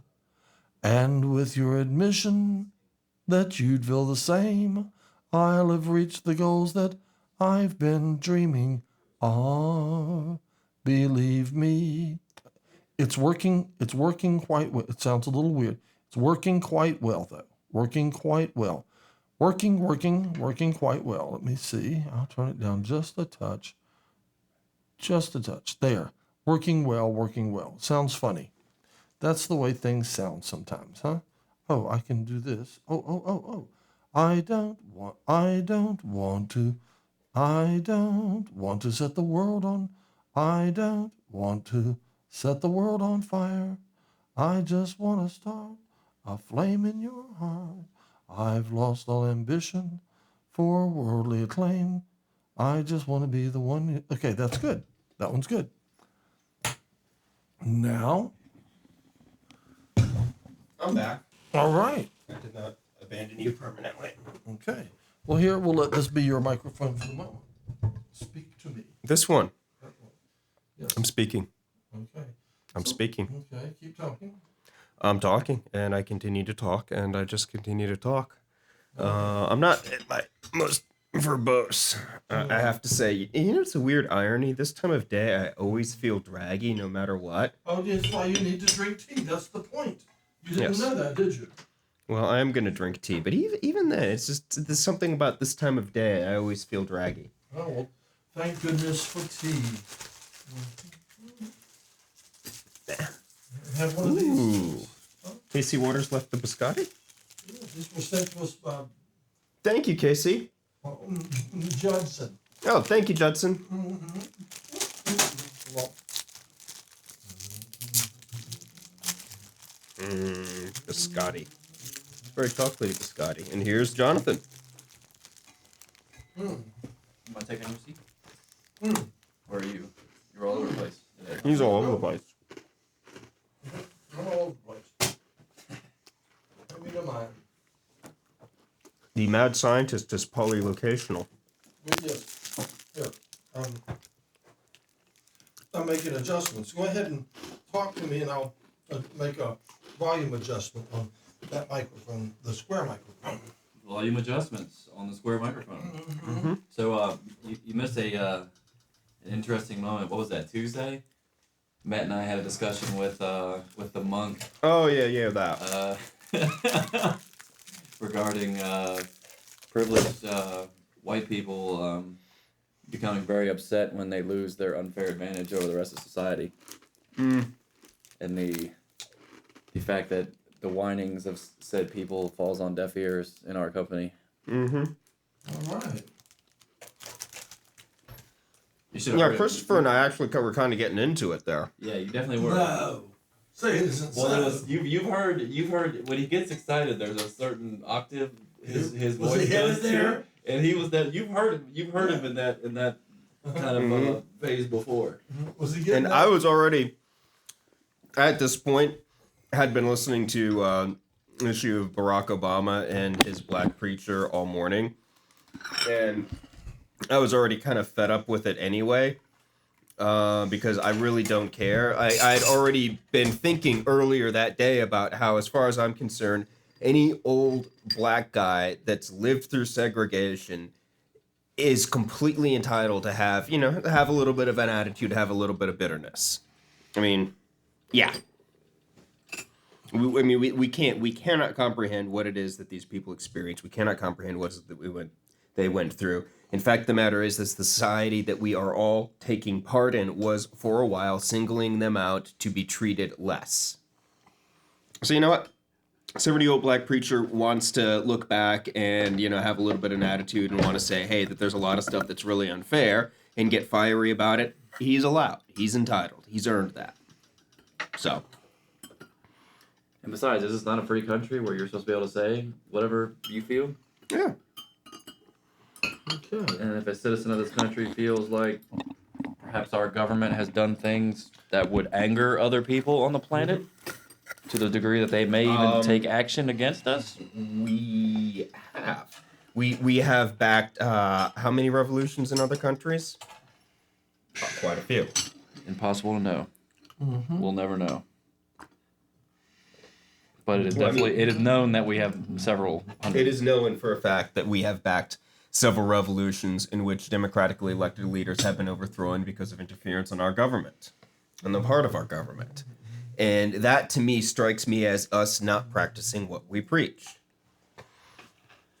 Well, there is something to be said for the fact that Now you can get a nice look at this. it is within the realm of possibilities that our government is doing things that the ordinary citizen does not know, nor would they sanction. Within the realm? Throw me another one of those cookies. Well, here's an interesting question. Why did NORAD stand down on 9/11? Well. See, this is what always gets me about the whole 9/11 thing. I don't need it. In that... And that you know that the government is crooked with or without any knowledge of 9/11. I mean, Yeah. you could tell me that George Bush secretly funded orphanages in Romania, or you could tell me he eats the blood of puppies. It would not change my opinion of the man. Well, blood of puppies. When he drank the blood, or So is this the new neat thing we got? okay, now you're saying these are low impedance balanced lines. What do the connections look like? Are they just There's screw connections. So it's just the loose wire itself, and then stick a wire in so there each and little screw it braid, down. and then Saves a lot on plugs. I imagine. Now, Jonathan, Yes. at your own leisure, the sound is not working on that computer. I'm thinking it's a PepCap issue. I what? don't think so. I got another pep in there, and the pep, that other pep, who's much smarter than me, cannot get it to work either. Keep talking, John. John? I'm interviewing the Attorney General for the Republic of Lakota this Saturday. You are. Yes. Keep talking. If you don't know, the Republic of Lakota is the breakaway Native American republic in the middle of the country that declared independence a couple of months ago, and no one's heard much about since. So I'm going to get the full story from this guy on Saturday. Hopefully the Attorney General of this nation knows the full story. Is he a local, or is he He's just a local. He is okay. So He's not also one of the people instrumental in the Ron Paul blimp when that was going on. Oh. Ron Paul Blimp. Yes. That's it. No, it's just a small thing, but I would kind of expect if the guy was Attorney General of a place, he'd live there.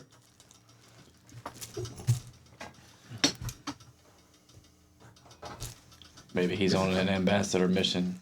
Well, The duplicate town of Asheville. That's right. Gotta find friends somewhere. Might as well start at Harris. I mean, but I'm kind of... Right, so many things in Harris.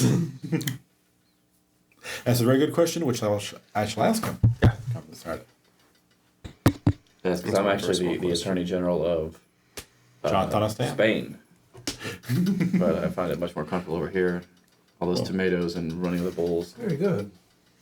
Very good. Oh, yes. All those tomatoes? You haven't heard about there's a tomato festival? I think it's Right. like Pamplona or somewhere. Well, it's not, that's where the bulls are, but yeah, there's a tomato festival. You forgot the biggest thing about Spain. The Spaniards. Ah, yes.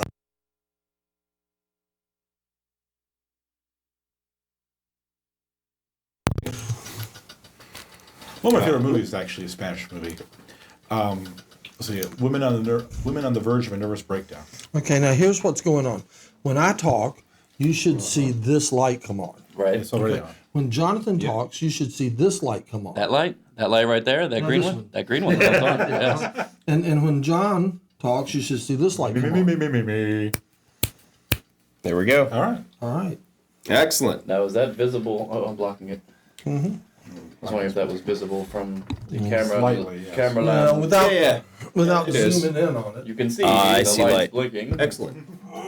When I was Let's, speaking. okay, let's just all go around the table.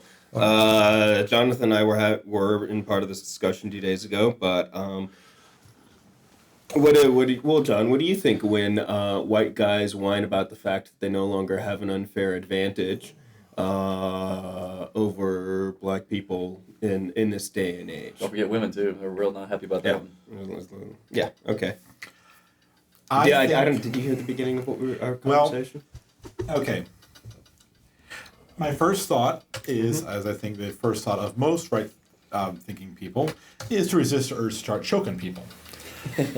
But it should be pointed out that insecurity and neuroses are painful to live with, regardless of the so-called validity that they may or may not have.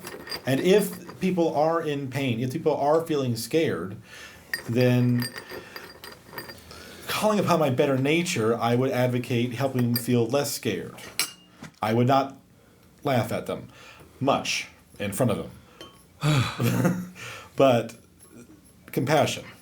Go with the whole compassion thing. All right. Well, I've observed that the sorts of guys that you usually see who are complaining about, well, if I was black, I could get in all these Right. affirmative action programs, I'd be better off now. I mean, usually these guys are the sorts of people that have the sorts of personalities that interfere with their being successful in one way or another. I mean, either they lack the intellectual capabilities or they just have such difficult personalities that essentially Nobody can they're get creating resistance. And that's for our before 11 p.m.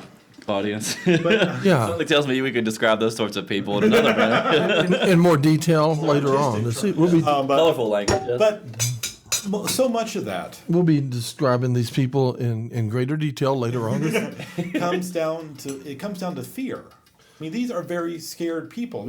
This country is filled with scared people.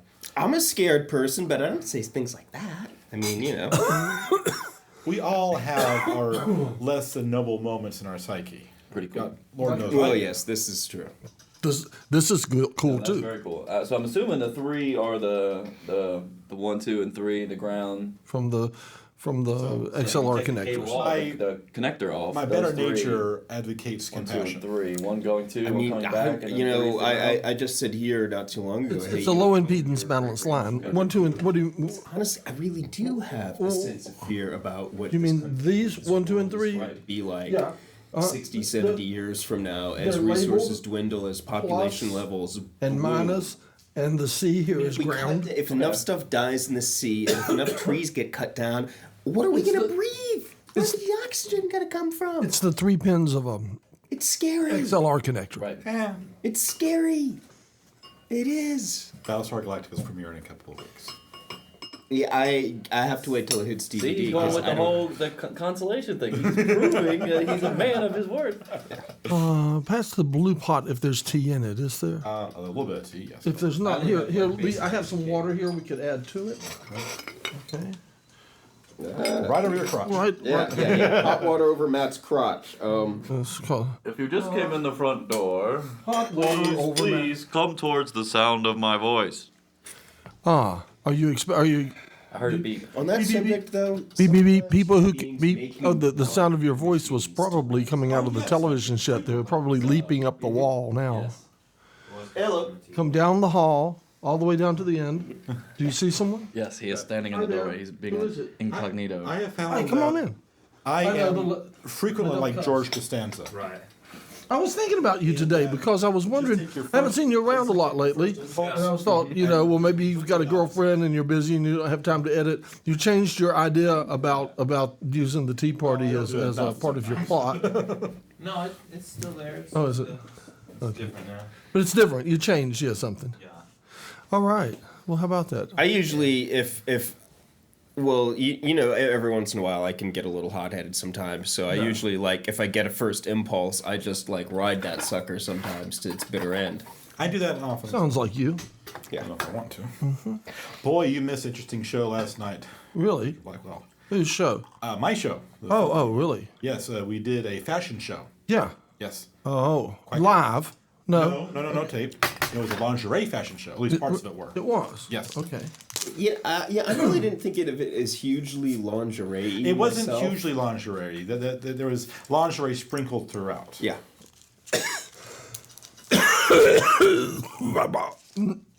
Sure. But the bits that were sprinkled throughout. Why, hey.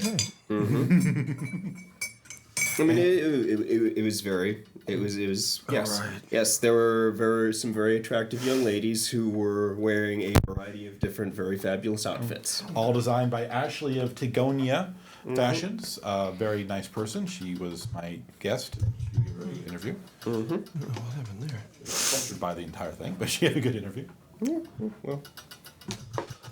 Well, Some people are more used to getting in front of camera than others. we're somewhat tentatively wired here today. Oh, Dr. Blackwell, I've also, Yes. I don't know if anyone else does, but I just chroma keyed a tape in Studio B. And it turned out pretty well. This is B. Yeah. Yes. But I mean, usually the chroma keying is done live. Right. But I shot stuff in Studio B that I did a chroma key of it later on in post. Right. Probably works much better. It worked pretty good, yeah. This is a very inexpensive unit. You may know that. Yes. I don't want to say cheap, but it's very cheap. Right. Yeah. Okay. Pretty cool. So. One thing that the computers upstairs have Yes. is a softening thing. So you don't get that black crackle along the edges, Uh-huh. which is quite nice. Well, good. Yeah. Keep up with the next 11 minutes. Okay. Actually, the next 10 minutes. Okay. Let's go on the next 10 minutes. Oh, that's when we're. Wait. That's the 420 thing? Well, if it would be in the AM, wouldn't it? But I was late getting started, so maybe I should be late getting this on too. We'll see. All right, we're not Time going to. travel is one of the mad scientist's many duties. Temporal physics. Temporal physics is always, Yes. Okay, let me see what we got here. We have number 6. We have number 9. Okay, we want to look it back to. I was thinking about. I wanted to use number 1, and I accidentally used number 10 instead. There's 10. Okay. There's 3. That's getting way back. 4. Was a There's pickup? 2. Yes. What'd I do? I'm going with 2. You muted the tracks How? of the timeline. How'd I do that? On the left side of your timeline, you'll notice there's a series of green bubbles. Yeah. Those will either mute or unmute your audio and your video. Huh. So if those whole 2 audio tracks are grayed out, you have Right. muted them, Okay. which is why there was nothing coming up on the meters either. Hire me to officiate your wedding. Hire me to lead your revolution. Hire me to shoot your footage.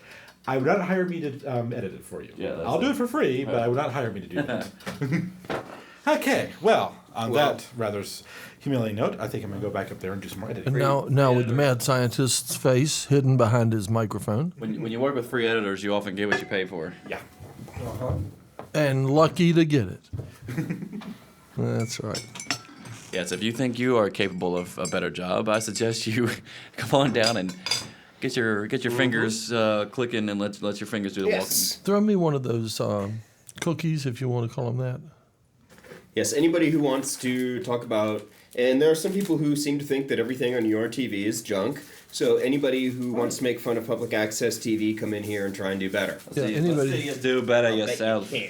anybody who thinks they can do better, please run on down here, because as you can see, we can use all the help we can get. True. So particularly if there's perhaps a psychiatrist out there, rush on down here. We need help. Help. There Be are sure to definitely bring- some mental problems Be sure to floating bring around your here. meds with you. Huh? I was telling the psychiatrist to please bring the meds. Bring meds. Bring meds.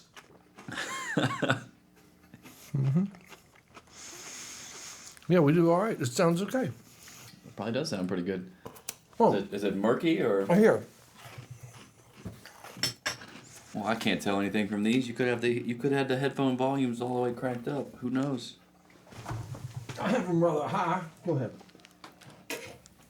You normally do. Oh. All Yes, your chewing action is nice and coming through nice and clear. right, now you talk. Say hello, Matt. Hello. Now you talk. That's pretty cool, man. I have to say, that's pretty cool. Can you tell how it turns on the microphones Yeah, one I at a can time? hear it. I can hear it come on, and then I can hear it. It also muted mine while you were talking. That's kind of cool. Is it just me, or is like my hair actually thinning out here on top? Oh, I'd say you'll be bald in a month. Yeah, that definitely looks like it's thinning out. Dear Let's God. see. Oh, TV makes everybody look bald.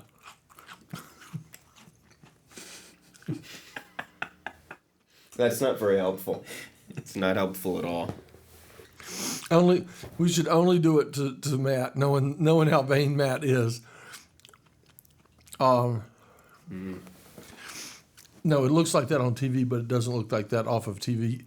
You just happen to be getting it at the right angle. Yeah, I'm wondering how much of that is just the way the light is coming down. It's the light and the angle and all. It's just looking right down between the hairs on your head. Well, I mean, I noticed that when I cut my hair, when I went from having long hair to cutting it short, that's what I noticed it a lot more too. It was like, oh, Hey, Jonathan, yes. mind if I fire up one of the cameras in the big studio? Fire one up. What? No. What? Or what? To set up so I can look at the top of my head? On the monitor. do you He'll be in there. think- He'll be in there all afternoon. We have officially lost a guest to Vanity. Is that the first? Can't you wait at least until the 420 roll? The AM 420? All right, I'll stick around for 6 more minutes. And then I'll go fire Have it you up. previously lost guests to Vanity before, or is that a frequent occurrence? Or am I the first? Because, if that's the case, that figures. I would only expect to ever lose Matt in that respect. Well, speaking of, you want to hear something funny? I was at that Thai restaurant next to Earth Fair Yeah. yesterday, and they got the nice big windows you can sit there and look out. Next Earth. Oh yes. And I'm sitting there eating, and lo and behold, this car pulls up, and it stops right in the no parking fire lane thing, like 10 feet. From, Wait a minute. Before you go any further, let me guess. Was it the Swami? Go ahead.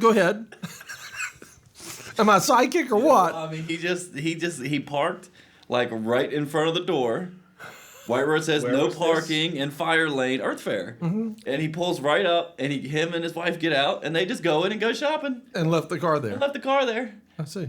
And So I this is- look, and I was like, "That's the guy that got," because I was eating with Marsha. I was Okay, like, "That's the guy that so got the tea party taken off the air." She's Verado like, "What?" parks in the fire lane. Oh, and shops. Like, he wasn't just like waiting while somebody went in and came back out real quick. Like, he shopped. And then came back out and got in his car and drove off. And what's really funny is he's got a vanity plate with his name on it. Did you know that? You know what? It's a weird sort of thing. Generally speaking, I try not to get into it or be overly critical of people that on the local level.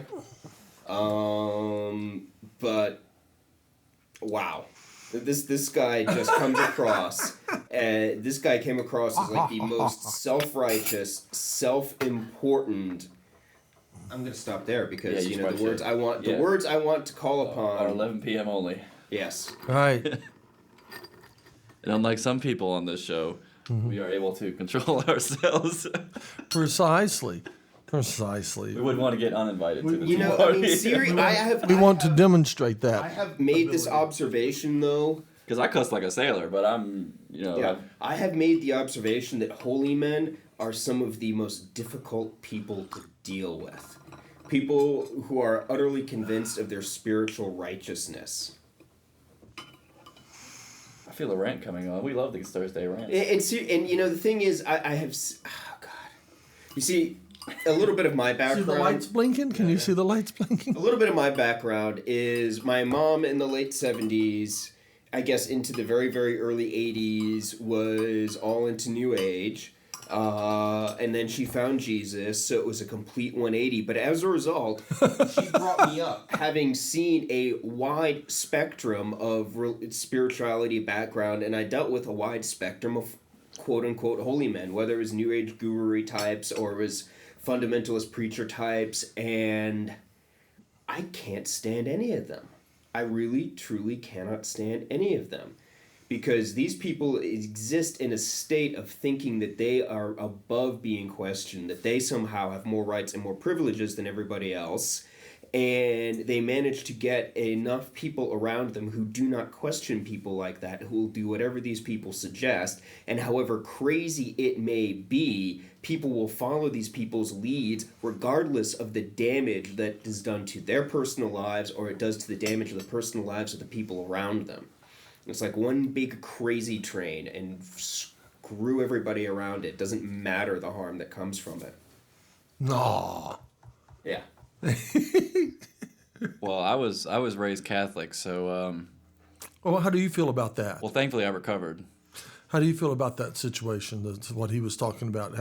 What's your impression of that? I can't say everyone I've encountered like that. I have met some people who have seemed genuinely pious and humbled by the whatever experiences they've had, and weren't complete self-righteous jerks about it. On the other hand, the ones that are like that are so overwhelmingly icky that it's just you want to take a shower after meeting them, or it's just I just feel like there's a coating of BS all over me, and you just kind of got to get it off.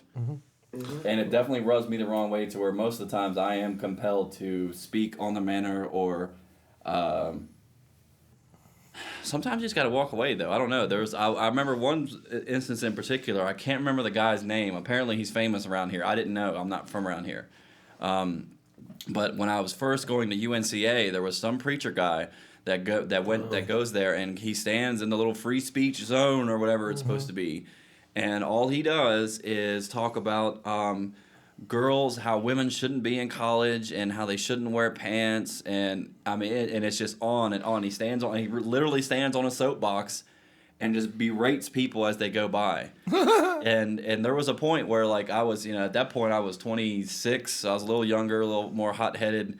I felt compelled to confront this guy. You were going to discuss it with him? Yeah, I wanted to kind of kick him off his soapbox, so to speak. Did you discuss it, or did you get back in his face about it?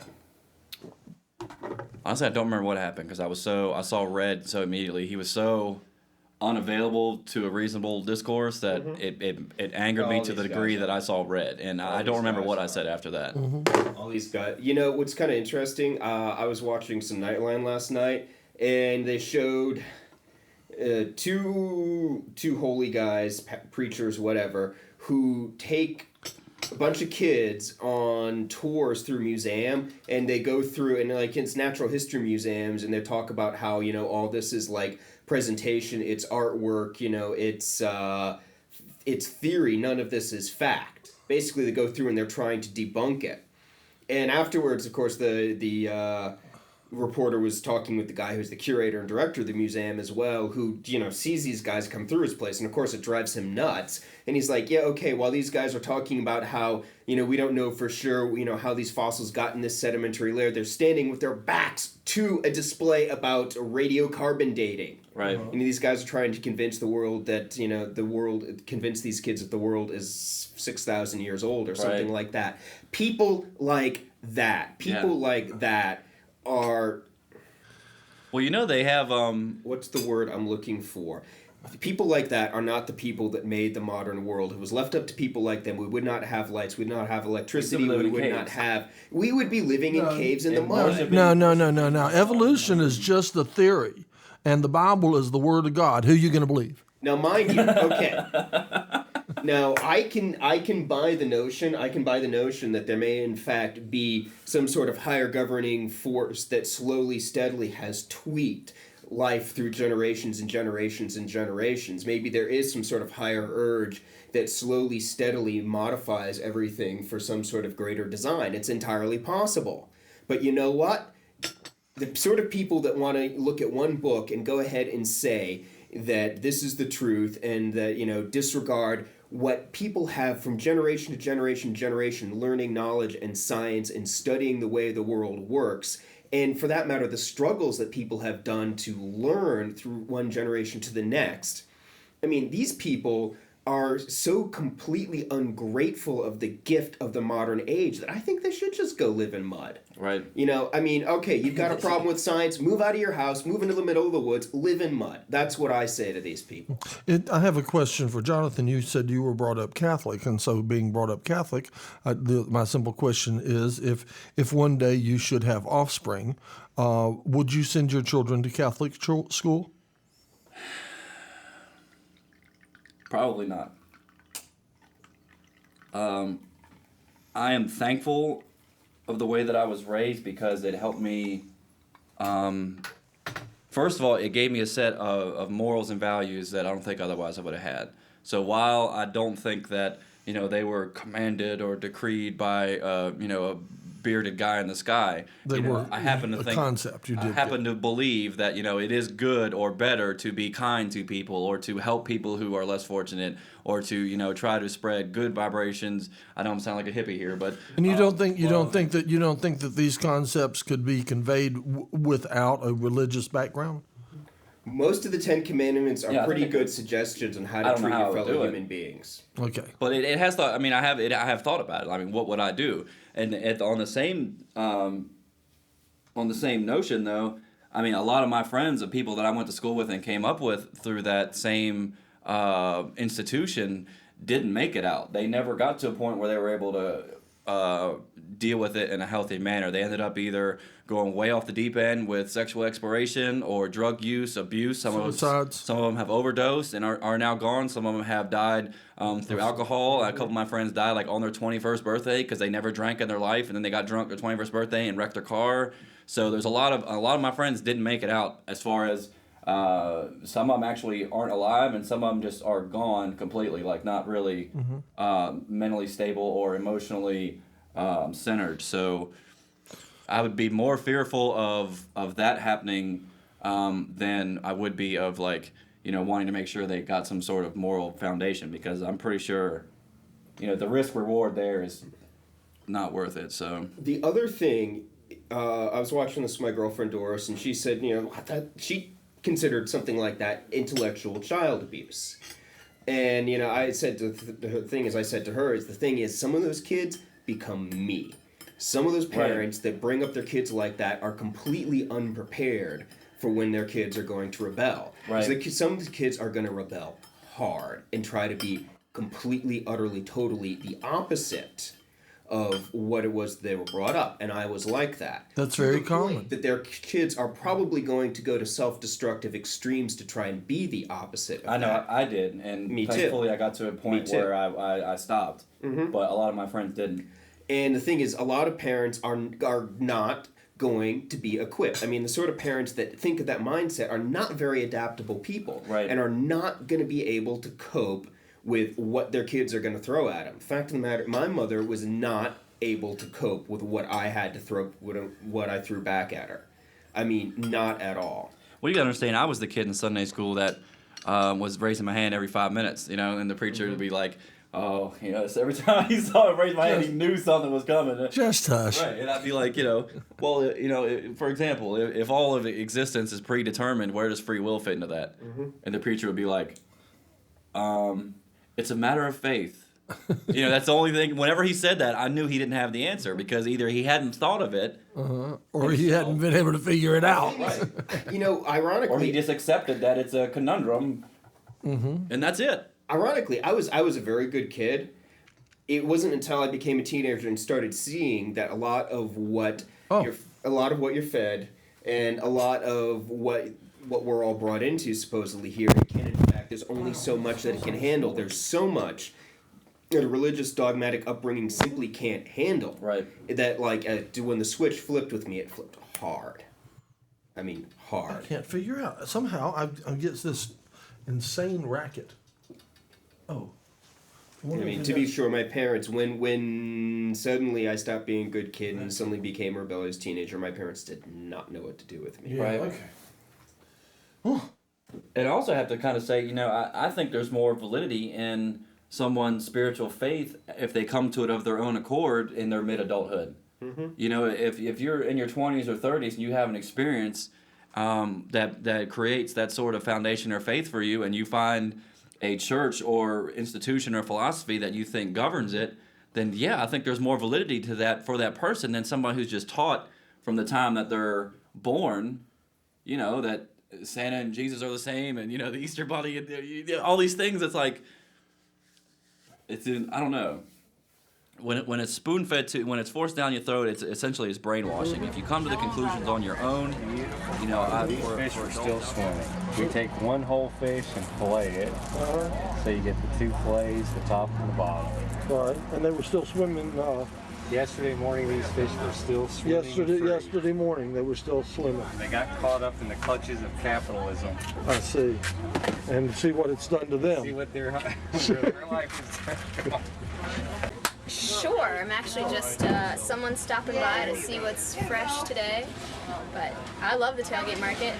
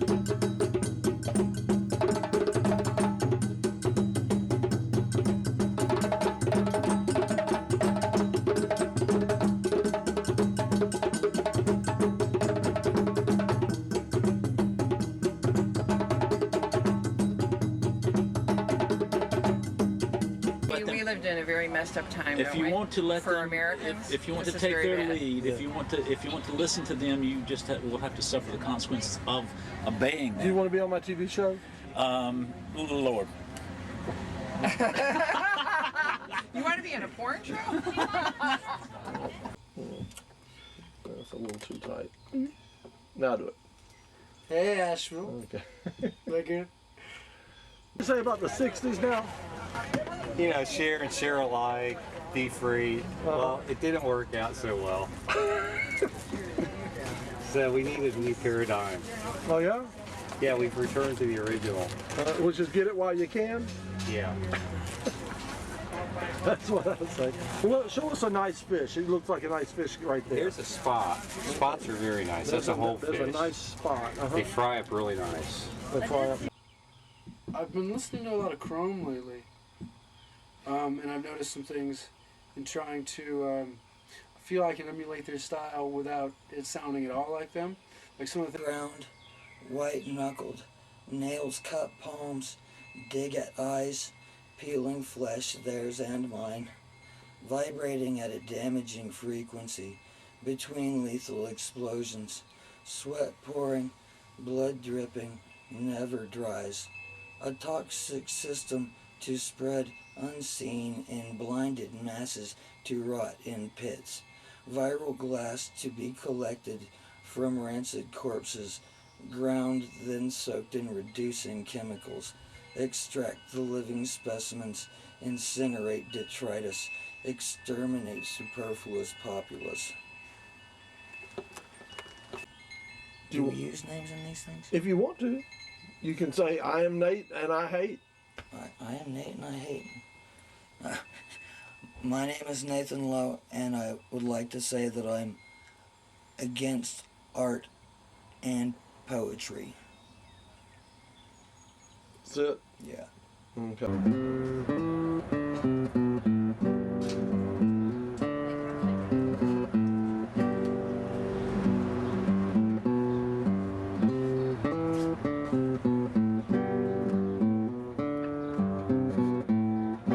Old pirates, yes, they robbed. Sold I to the merchant ships. Minutes after they took I from the bottomless pit. But my hand was made strong by the hand of the Almighty. We forward in this generation triumphantly. So won't you help to sing another song of freedom?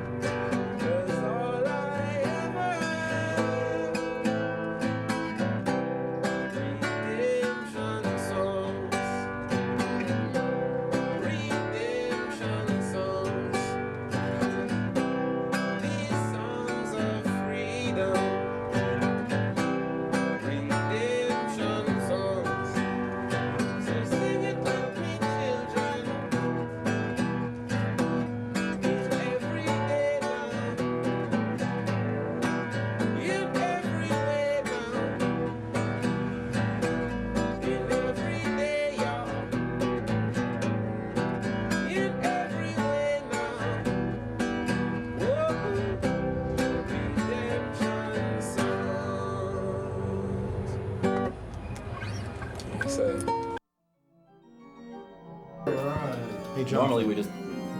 Normally we just talk about people who don't live in this area. Oh, yeah. Indeed. Well, come on now. Oh, feedback. Now it sounds like it's starting to sound like my radio show now. Is that how your radio show sounds? Well, usually Do you have call-ins or what? well, I have call-ins, and to switch between the mics and the music, Uh-huh. you've got to. It's a function of the program. You got to hit like mic lock, and when you do that, obviously, there's anything coming through the speakers with the monitor speakers on, it feeds back. And usually, when I'm not talking, I pump the music up in the booth so everybody's like enjoying themselves and listening to the tunes. And then I'll go, oh, I got to talk now, and I'll hit lock, and then immediately because the speakers are like, oh, yeah. And when I've gone to your radio show, I can't hear myself think. Yeah. For the record. That's a good way to be a DJ, is to have the music pumping. It really helps. It helps the vibe, man, big time. It totally helps the vibe. I enjoy it, and if for nothing else, for my own enjoyment.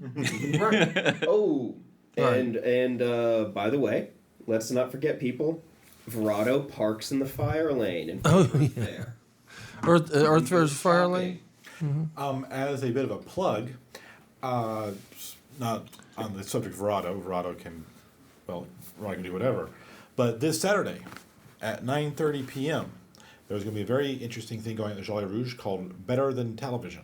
9:30. Better than television. Yes. Friday at 9:30. Saturday at 9:30. Saturday. 9:30 Saturday at Jolly Rouge. Better Than Television. It's going to be a sort of a variety show with fashion, poetry, belly dancers, all sorts of stuff. Fire may be fire in the patio, but yes, I believe fire was mentioned.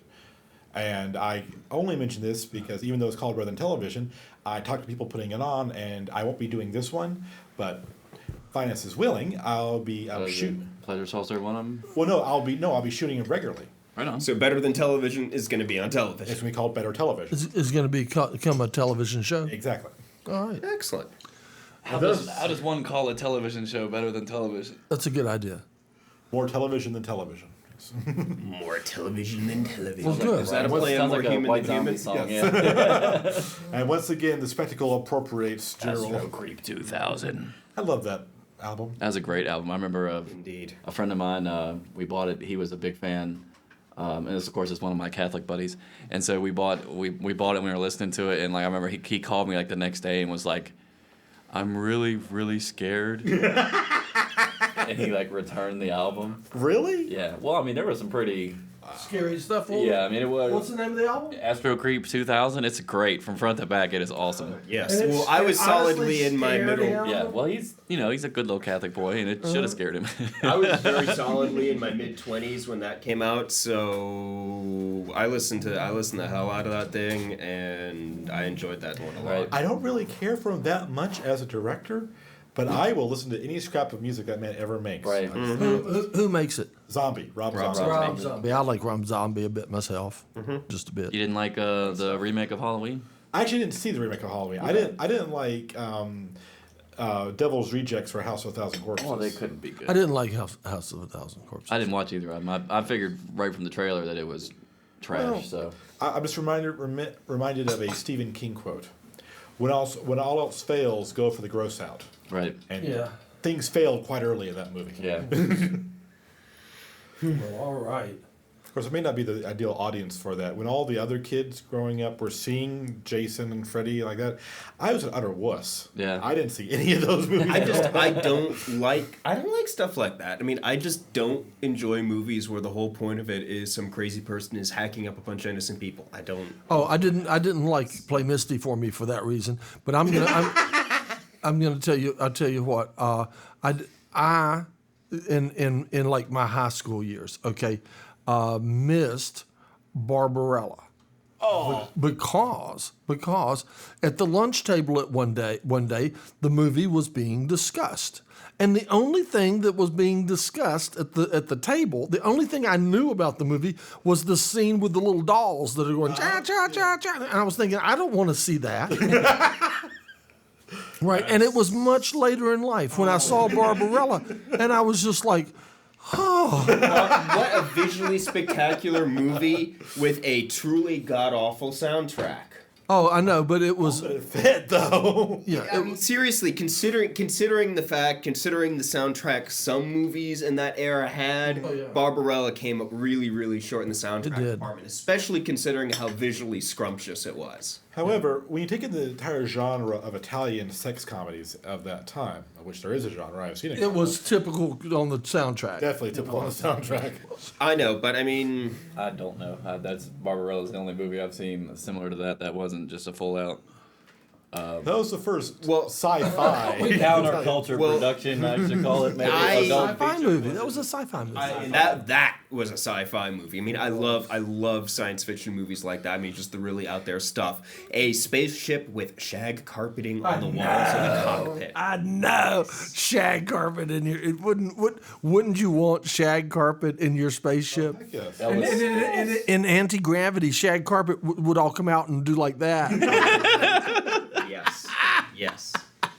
Elvis would be proud for sure. For the record, Space Emperor of Mars. Well, have you guys been to Graceland? He's got a room that he's got shag carpeting on the ceilings and the walls. Wow. All right. And you walk, and you can know that he was just all doped up on whatever he was taking, and just walking around and going, I love this room, man. Just like rubbing the walls, man. Let the record state. If I ever won Powerball, I would make a science fiction movie. Oh. Okay. If I ever won Powerball, I would. I'd make a multi-million-dollar science fiction movie my way. And would you shoot it right here at URTV? Obviously, I couldn't shoot the whole thing right here at URTV as much as I love this place. If you put a Studio C wing, you could do it here. We may, hey, if we do that, if he does that, I made this lobby for a sort of White House scene from Independence Day. Yes. Where the giant aliens should blow up. Yes. Quite honestly, I wouldn't even touch Independence Day as a source of inspiration. Can you put blue tea in this for me, please? I enjoyed, I remember watching Independence Day, and I was actually enjoying the movie for a little while when I was watching it. The whole build-up, the aliens have come, and then suddenly they're vaporizing cities, and I was really... Can I get a cup? I am a Please. Yeah, I was really enjoying it, but over there. Right when I'm sorry. There's this wall of fire coming down a tunnel, and the dog jumps out of the way of the fireball just in time. That movie spiraled downward fast from that point. Yeah, they could have left the dog out of that movie. If they decided to make a really balls out, depressing, gritty science fiction movie and tried to not make it all patriotic and give you good feelings at the end of the movie, it could have been a really good. My favorite movie with a dog is called A Boy and His Dog. Ah, yes. And as science fiction movies go, I think that one rates way up there. I think that one's in my top 10, but I'm sure it is. I'm sure that movie's in my top 10. Spooky movie. And well, it's such a commentary on society and it's such an accurate commentary on society. They switch bodies or whatever? No. You see, Don Johnson's walking around with a dog telepathic dog that only he can hear, and it's actually, despite that, a not bad science fiction movie. Surprisingly, if just explain Don Johnson and a dog that he can telepathically hear. Immediately, my brain goes. It's better than it sounds. Better than it sounds. Written by Harlan Ellison. Okay. No, this is A Boy and His Dog. Okay. All right. Now I'm checking it out because you've been dead on with every movie you've told me about. Which, granted, the first three were like Videodrome and They Live and. Videodrome. Isn't that the greatest movie in the world? I love that. That might be the greatest movie I've ever seen. It's way on up there, but I'll tell you what, Barbarella is also in my top 10. I just have to say that I was at least in my 30s, if not 40s, when I first saw Barbarella because I had never seen it because all I heard was these little dolls. I don't want to see that. I thought that's what it was about. Right. I didn't know. That name could actually go with a demonic doll. Yeah. Barbarella. Well, yes, it could. See, I don't like anything with talking or live dolls. I'm with you on that one. Right. You know what disappointed me? What's that? I heard years ago that Drew Barrymore's production company got the rights to Barbarella. So did I. They were going to do a remake or sequel or something to Barbarella with Drew Barrymore as Barbarella, and it hasn't happened. Come on! I think Well, that'd be I a think- great way. That'd be a great movie for Britney Spears to break into the film industry. I don't know. I don't know. I don't know who could do. I don't know who could do that movie. You know, the thing is, you don't want a remake unless you can make it better. You know what I'm saying? And I don't know if you could keep the essence of that movie, and who could you get that would make it better? Because frankly, say the girl's name. Drew Barrymore? No. Barbarella. Jane Fonda. Jane Fonda just happens to be one of these females that every time I see her in a movie, about 15 minutes into the movie, I have fallen in love with her. That is, she has that effect on me. She has had that effect on me since the first time I ever saw her in a movie. And who were they going to get? I don't know who are they going to get the Who's the mom and Tommy? Tommy? Tommy. Who's the mama and Tommy? The mom, yeah. Who played the mother? Never seen Anne Margaret. Anne Margaret. Anne Margaret? Way about Anne Margaret. Every Oh, are you really? Does she yeah. do that for you? Like the Elvis movies. Oh my! Oh, Anne Margaret has that reputation. Very eloquent, though. Thank you. Yeah. Some things can only be expressed in grunts. Say that. Say that again. I feel like you should run the promo to the pleasure sauce. It's coming up. Maybe not. I No, have maybe two. not. If you were talking about movies and recommending movies, I have two movies I have to recommend. Okay. These are like my two shining stars of movies. All right. The Forbidden Zone Okay. and American Astronaut. No one's seen American Astronaut. I've seen American You've Astronaut. seen it? Did I show you American Astronaut? I've seen. I saw it, and then you were talking about it, and I'd already seen Okay, it. cool. You But, have this. it's me. You have this on a DVD. I do, not with me, but I have it on DVD. You Yes. want to bring one and loan it to me because whatever you want to recommend, I'd like to see. But sometimes I don't have Forbidden Zone. I rented that, but American Astronaut I do have it. I'll bring it. It's a very good. Do you know what happened to that? They Live. Did I loan you a copy of They Live? Mm-hmm. Okay. Do you know? And I loaned it out a little bit, and it came back. And at some point, it came back. It looked like it had been put out in the parking lot and scrubbed with somebody's foot. I mean, it was just shredded. I do not know what happened to it. On one side. I'm very careful with my media, so. Well, I basically had to throw it away, but that's a shame because I enjoyed loaning that one out. Right. It's got the longest fight scene in the history of the film. It's a classic for that reason alone. Yeah, but there's so much more to it. Yeah, and I think it goes in conjunction with Videodrome and maybe even Invasion of the Body Snatchers. There's a lot of cross cultural commentary going on there. Well, now it's A Boy and His Dog. Yes. There you go, and I can highly recommend A Boy and His Dog. Well, you're a science fiction freak. Oh, yes. And you are too. Both of y'all have seen this movie? I've seen the movie. Actually, I read a graphic novel based on the movie. Okay. Based on the story as well. Very good. Do y'all feel that you can also recommend that movie? I can.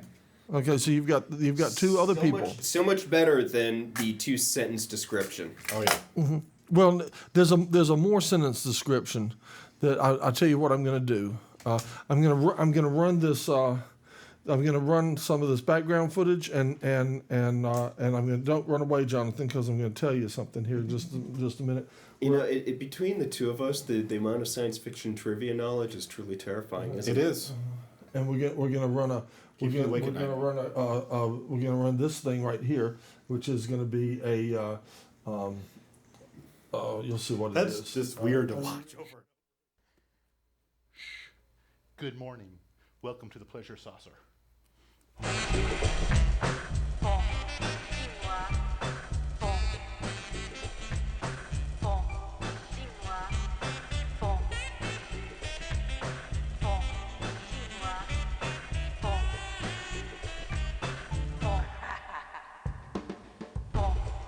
Always Cry Theater and a Crowded Fire.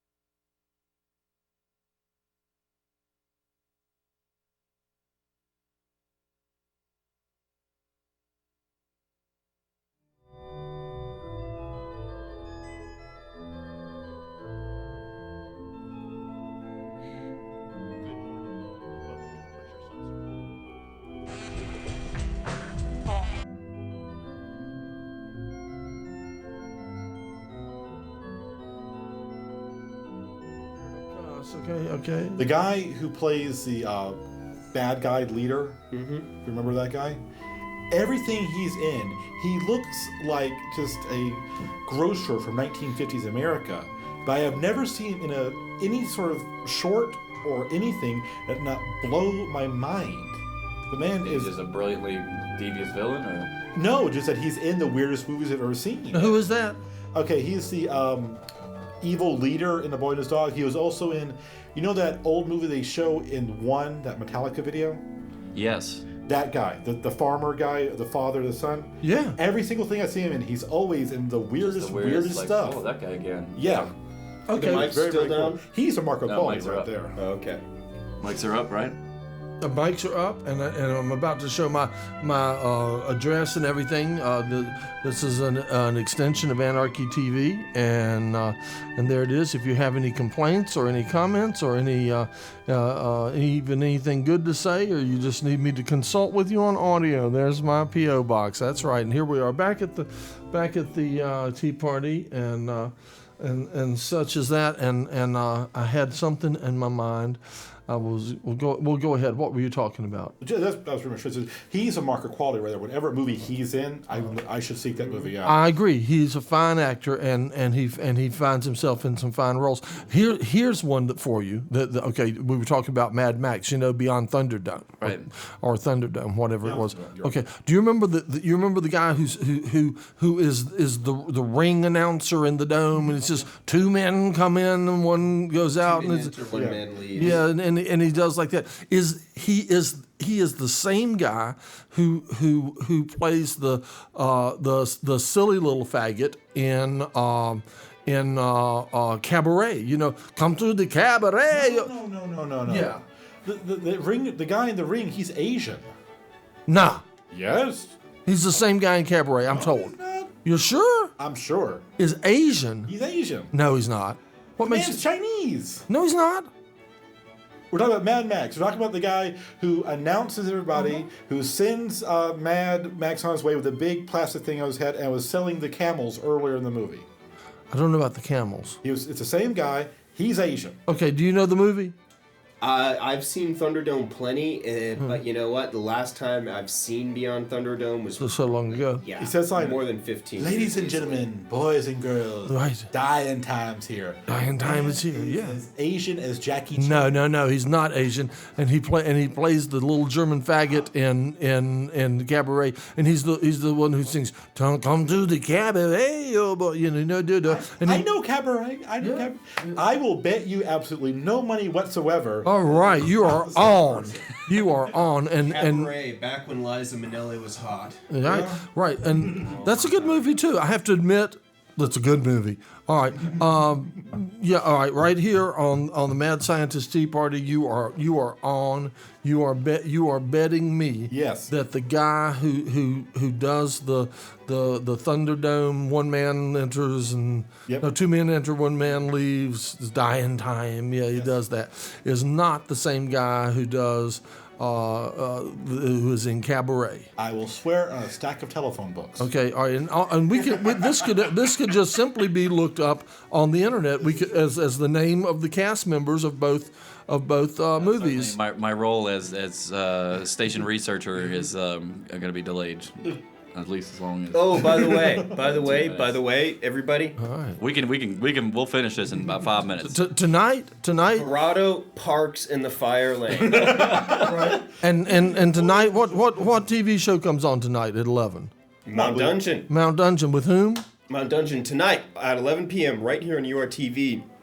We have Jonathan Amons and the Electric Ghost Collective. Oh, that was a cool one. Watch it wherever you are, or if you want to watch it with us, come to the Asheville Brewery. And we have our new electrosonic automatic mic mixer here today. I think I may go this one. Okay. Well, then you can pick up Ben. Okay. I'll pick up Ben last week. Okay. All right, and we hope you had a cup of tea and boil you a pot of water and make a cup of tea tomorrow. And join us when our guests will be Mick Jagger from the Rolling Stones will be joining us tomorrow, and his ex-wife. Will be with us. Bowie? Huh? No. I'm sorry. All right. And his ex-wife, David Bowie. That's right. That is correct. Yes. How did you know? David Bowie, I have to say, and Mick Jagger, both considering their lifestyles, what they've been through, look pretty amazing these days. I remember we're probably going to get cut off. Never, I'm not even going to bother saying it because we're going to get cut off. Go ahead, say it. Okay. They can hear all of it. I'm not going They to can hear all of it. Okay, I remember seeing a picture of David Bowie and Farrah Fawcett are about the same age. I think they're almost exactly the same age. I remember seeing a picture of both of them at the same time on the internet, the same age. David Bowie's there rocking it down, looking like, for a 50-something-year-old guy, was looking pretty impressive. He's not here, so. And what time do we switch? I guess now? Yeah. I don't know. Shouldn't it switch automatically? Happy Anyway, I saw a picture of Farrah Fawcett after her latest nose job. Right. Until Scary. we meet Like MJ scary? again. Is she getting there? She was getting Michael Jackson scary. To you, Start running. keep smiling. I'm not the temporary programmer programming. I know, but when it says when it says 701, which is in Maybe a phone call would be necessary. Huh? You got a phone, right? A phone? Yeah. Okay. So we're just going to sit here on live TV in Fiddle our perpetuity. thumbs. Okay. All right. Okay. Well, lo and behold, That's okay. We got started late. We're gonna run a little late. Here you go. Edition, Let's see. whether by accident or not, who knows? Here you go. Here you go. No, I'm sure it's not by accident. Here. Farrah Fawcett looks scary. Here. David Bowie looked pretty damn good considering the rock and cannot say. roll. Is it, Oh, Jonathan. The drugs and the rock is and it roll. dialing? What's his number? What's his number? There we You go. don't have It's black. And we're It's out. done. It did it. It did it. I think that clock is just off by. Are you sure? Oh. Yeah. Blah, blah, blah, blah, blah, Sorry, blah. man. Sorry, I've had like 6 cups of tea, man. Like I'm going like way faster than normal people at this point, man. Are you sure? Forgive me for assuming that all the reckon, clocks maybe? in one building are on the same time. Okay, you reckon maybe there could be problems with Time time? clocks, they don't match. It makes no sense. What the hell's up with this? I don't It's know. Asheville. It is the